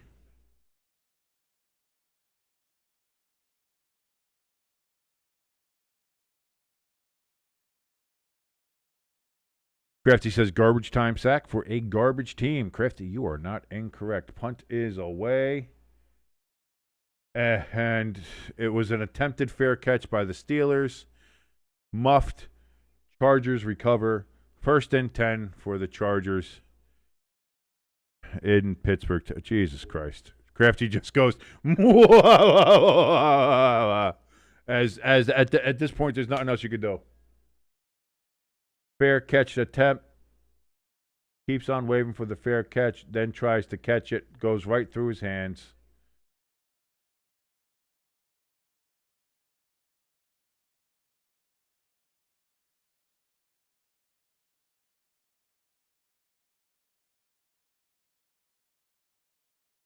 Crafty saying Steelers muff a fair catch. Yep, it's just, this is atrocious. And honestly, here's the thing. I'm starting to really, like, I don't believe in supernatural things. I don't believe in ghosts or, I don't believe that, I mean, I believe there are aliens, but I don't believe they're here. I believe the laws of physics prevent other life from actually getting their ass over here. I don't think there's little green men visiting us. I don't believe, like I said, in ghosts or demons or anything like that. Anything that you would feature as like supernatural. Astrology and, things like that. And magic. Oh, there's magic and crystals and all the other stuff. I don't believe in any of that. I think I might be starting to believe that Brandon Perner's curse wheel, it has some sort of legitimate cosmic power in it. It is starting to feel like that thing has an air of legitimacy to it. And that for some reason, whoever it lands on, even if they're playing well, if they played well the week before, they're a team that's on a roll, they're doing well, they're doing great. Whoever it lands on ends up doing so poorly. Not just bad, but like bad, or blows a game like the Giants did against the Broncos. Or like in this game, the Steelers coming off a big win over the Colts, who we all figured is, number one team in the AFC.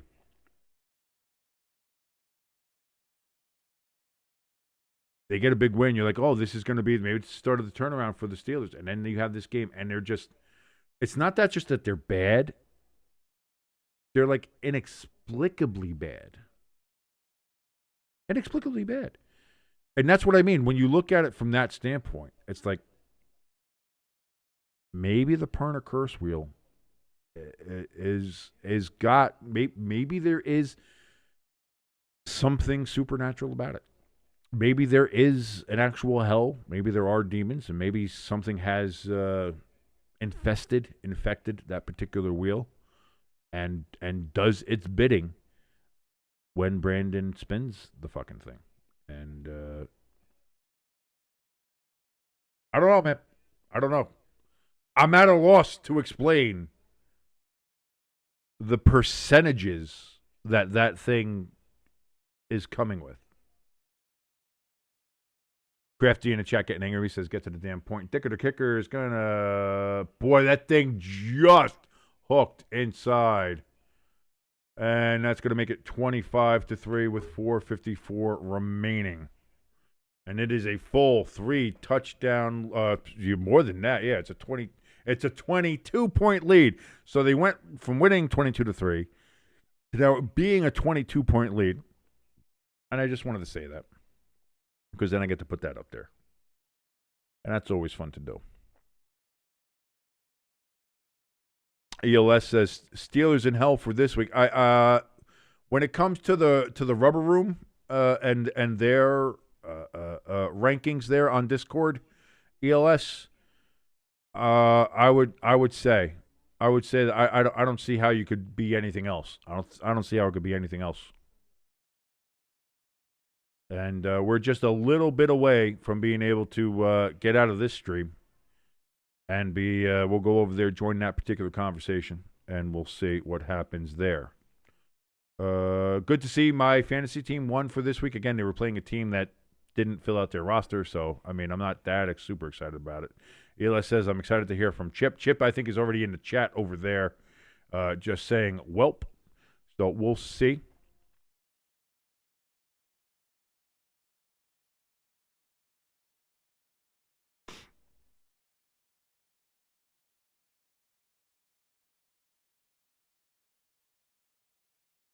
That's so bad. It's so bad for the Steelers. So the Steelers are going to fall here.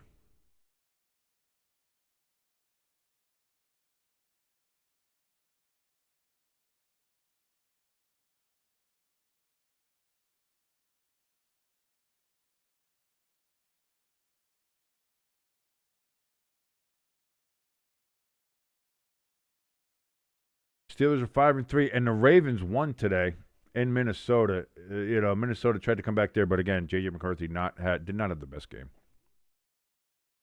ELS with question 17, who was the first Charger kicker to score 100 points in a season for the team? I don't know. It's probably going to be some 60s fucking kicker, so I'm just going to say I don't know, ELS. I'm just going to say I don't know. So the Chargers are going to go to 7-3 here. They're going to choose the 7-3. Steelers are going to fall to 5-4.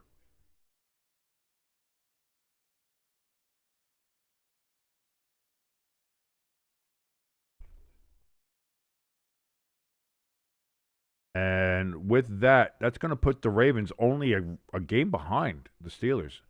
The Steelers are going to be 5-4. Ravens are 4-5. Bengals 3-6. Browns 2-7. So it's really the Ravens and the Steelers. If the Ravens continue to win, and right now, looking at this, you got to start taking. Like the Steelers are not. The Ravens are going to end up overtaking. Even as bad as their defense is, the Ravens are going to do well enough to go ahead and win this division. Hi, Peppa. How are you? Looking all cute over there. How you doing? Looking all cutie. I'm sorry, this game is just boring as hell. So, I got a new picture of Taylor to put up on the stream, by the way. I'd ask you to come and look at it, but I know you don't want to be on camera, so. I could cover the camera, and then I could show you. Leave the mystery there for everybody. Plus, everybody would like to see Taylor more than my face anyway. Fryermuth bowls over people, but who gives a shit? Gets it down to the 45-yard line. First down, Steelers at the Chargers 44.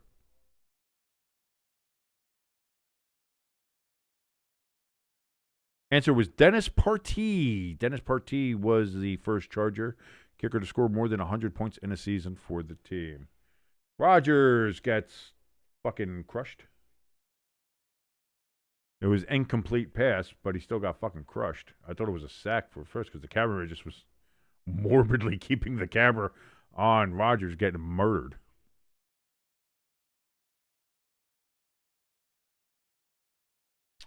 Are they going to call...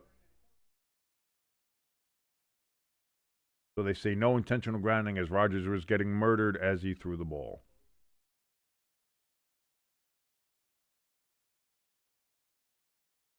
And then landed on. Isn't the landing on, isn't that a penalty now?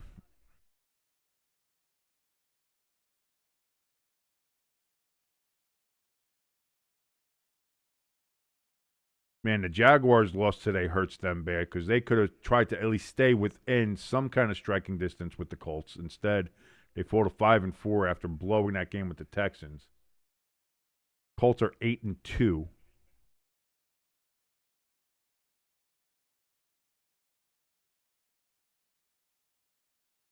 Jaguars already had a bye. The Colts have yet to have the bye. And the Patriots with a full 2-game lead over the Bills in the AFC East at 8-2, and the Bills. So there's 3 8-2 teams in the AFC. Patriots 8-2, the Colts 8-2, and the Broncos are 8-2. Chargers about to be 7-3. The only division winner in AFC not at 8-2 is going to be the Steelers here at 5-4. That's it. I know the Steelers are doing something in this game or whatever. Like they're marching down the field. Oh, yay, first down from the 33. Good job. I don't care. I'm just looking at future possibilities here. The NFC is a little more wonky. Seahawks 7-2, Rams 7-2, Niners with the loss today go to 6-4. Buccaneers fall to 6-3, still lead their division. The Panthers are in second place at 5-5. Again, they lost to the Saints today. They had a chance to be 6-4 and just a half game behind the Buccaneers if they could have beaten the Saints. But Pecan Saints came in and put a whooping on the Panthers. Maybe not a whooping, but it was a little bit of a whooping. It was a beating. Maybe not a whooping, but it was a beating. Jonnu Smith gets the catch on 2nd and 8. And it's going to be 3rd and 4. And it is 3rd and 4 from the 27-yard line of the Chargers. Falcons at 3-6 with the loss to the Colts today in Germany. And the Saints, with the win today, go to 2-8.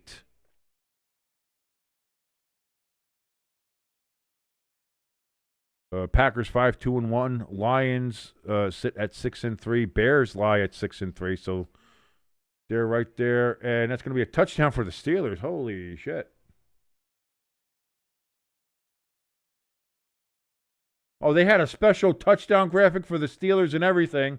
And they didn't get to use it until right now in garbage time because the Steelers sucked all game. That's hilarious. That's hilarious.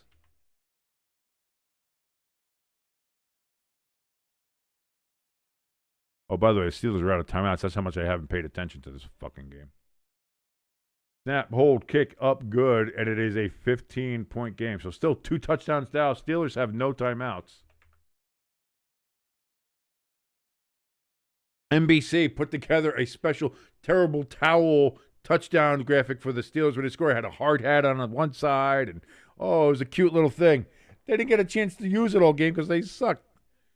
ELS says, I wonder how Tree is. I don't give a shit about urinating Tree. That's one of the guys on YouTube. I'm rather indifferent about. Don't hate the guy, but I don't watch him at all. And like I said, last year I remember there was somebody posted in the Grossi Discord a video that Urinating Tree had posted about Daniel Jones being the problem with New York, and that Brian Daboll needs to cut him loose to save his job because Daniel Jones is dragging Daboll down, and that Daniel Jones was the problem. And I remember seeing it at that time. I was like, boy, he's wrong on everything. And I stated that fact, and I had the whole Grossi Discord. I think I got banned for 24 hours because they were like, Urinating Tree, he's one of the smartest guys out there. He does the analytics. He knows what he's talking about. How could you say he's dumb and his take is bad? How dare you? And so far this year has proven that Urinating Tree was dumb and didn't know what he was fucking talking about. So so that's the thing. It's not even that I'm mad at Urinating Tree. I'm mad at his sycophants that were on some of these Discords and Twitter and shit like that were sucking his dick so hard that we're like, oh, he can't be, or he's not wrong. It really is Daniel Jones' fault. Well, it's really not. So. Steelers try an onside kick. It is no good. Keenan Allen on the hands team. He gets that for the Chargers, and they will take over. 2:56 remaining. Again, the Steelers have no timeouts. The Chargers get like 2 first downs here, and it will be over. ELS says, since the Steelers suck, no more Steelers trivia. Well, the trivia kind of dried up here. We had mostly Chargers trivia tonight, I'll be honest with you. To be fair.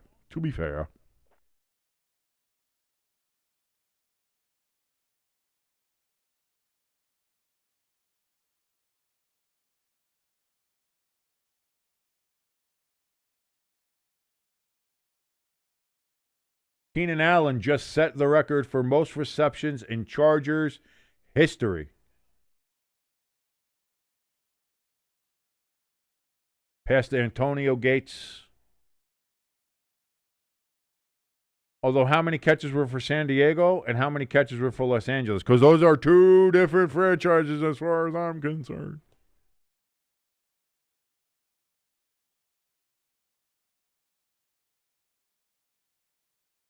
ELS, I love you, brother. I do, but who gives a fuck about Sanford football?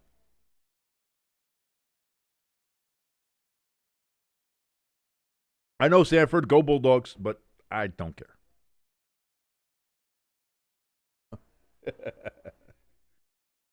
I do love that. Listen, keep on bringing the obscure news. I'm being serious here. I know I kind of give shit sometimes. I enjoy all because you bring some very good and interesting news to us here, ELS. So you keep on doing that, man. But fucking, when was the last time anybody even heard of Sanford football? ELS said, and that's the only fucking exciting thing about this game. And that's true. That's very true as well. That is very true as well. This has been the only thing exciting is Keenan Allen getting that thing. But yeah, no, when it comes to the urinating tree shit, yeah, man, like again, I don't watch him like I do with like Brandon Perna and stuff. And I know they're all part of the same clique. They're all part of the same group there, whatever. But like, I don't watch urinating tree. I don't watch 5 Points. As far as that group goes, I don't watch Scooter. I don't have any interest in those guys. I occasionally still watch Tom. I like his bits. The scripted videos are still some of the best things out there. Maybe the fan reactions aren't the best, but the scripted is pretty good. You got to give Tom that. Scripted is pretty good. And I like Brandon's videos are spot on. They're great. And he does, and again, like I said, he's got a team of writers and editors that help him with that. So it helps. You can get a little bit better, do the more deep divey kind of videos like he does on some of the subjects, like on ESPN. I think he just put one out today about ESPN and the YouTube TV situation that's going on there and other things. So he's able to. But those are really the two that I watch with any regularity is Grassi and Perna.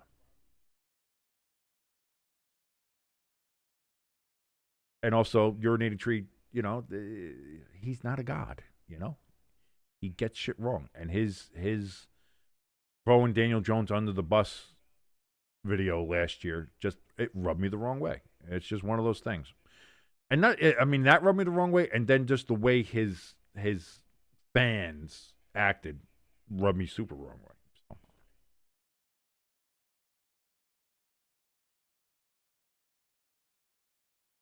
And that's going to be a first down after, obviously, the 2-minute warning is over here.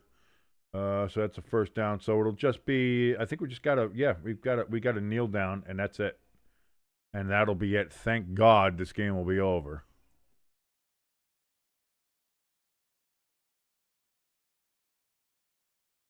Boy, this game sucked. This was a bad game to watch. But I do want to thank everybody for joining us here on Station Sports and watching along with us on this badness as this second half dragged ass, man. Holy shit, did this drag ass.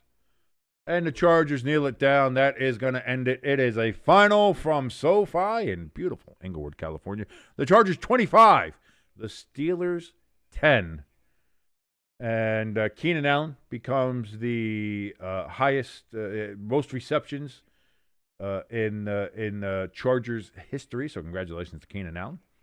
And again, the Chargers keep pace there in the AFC West as they go ahead and let's see, where were they again?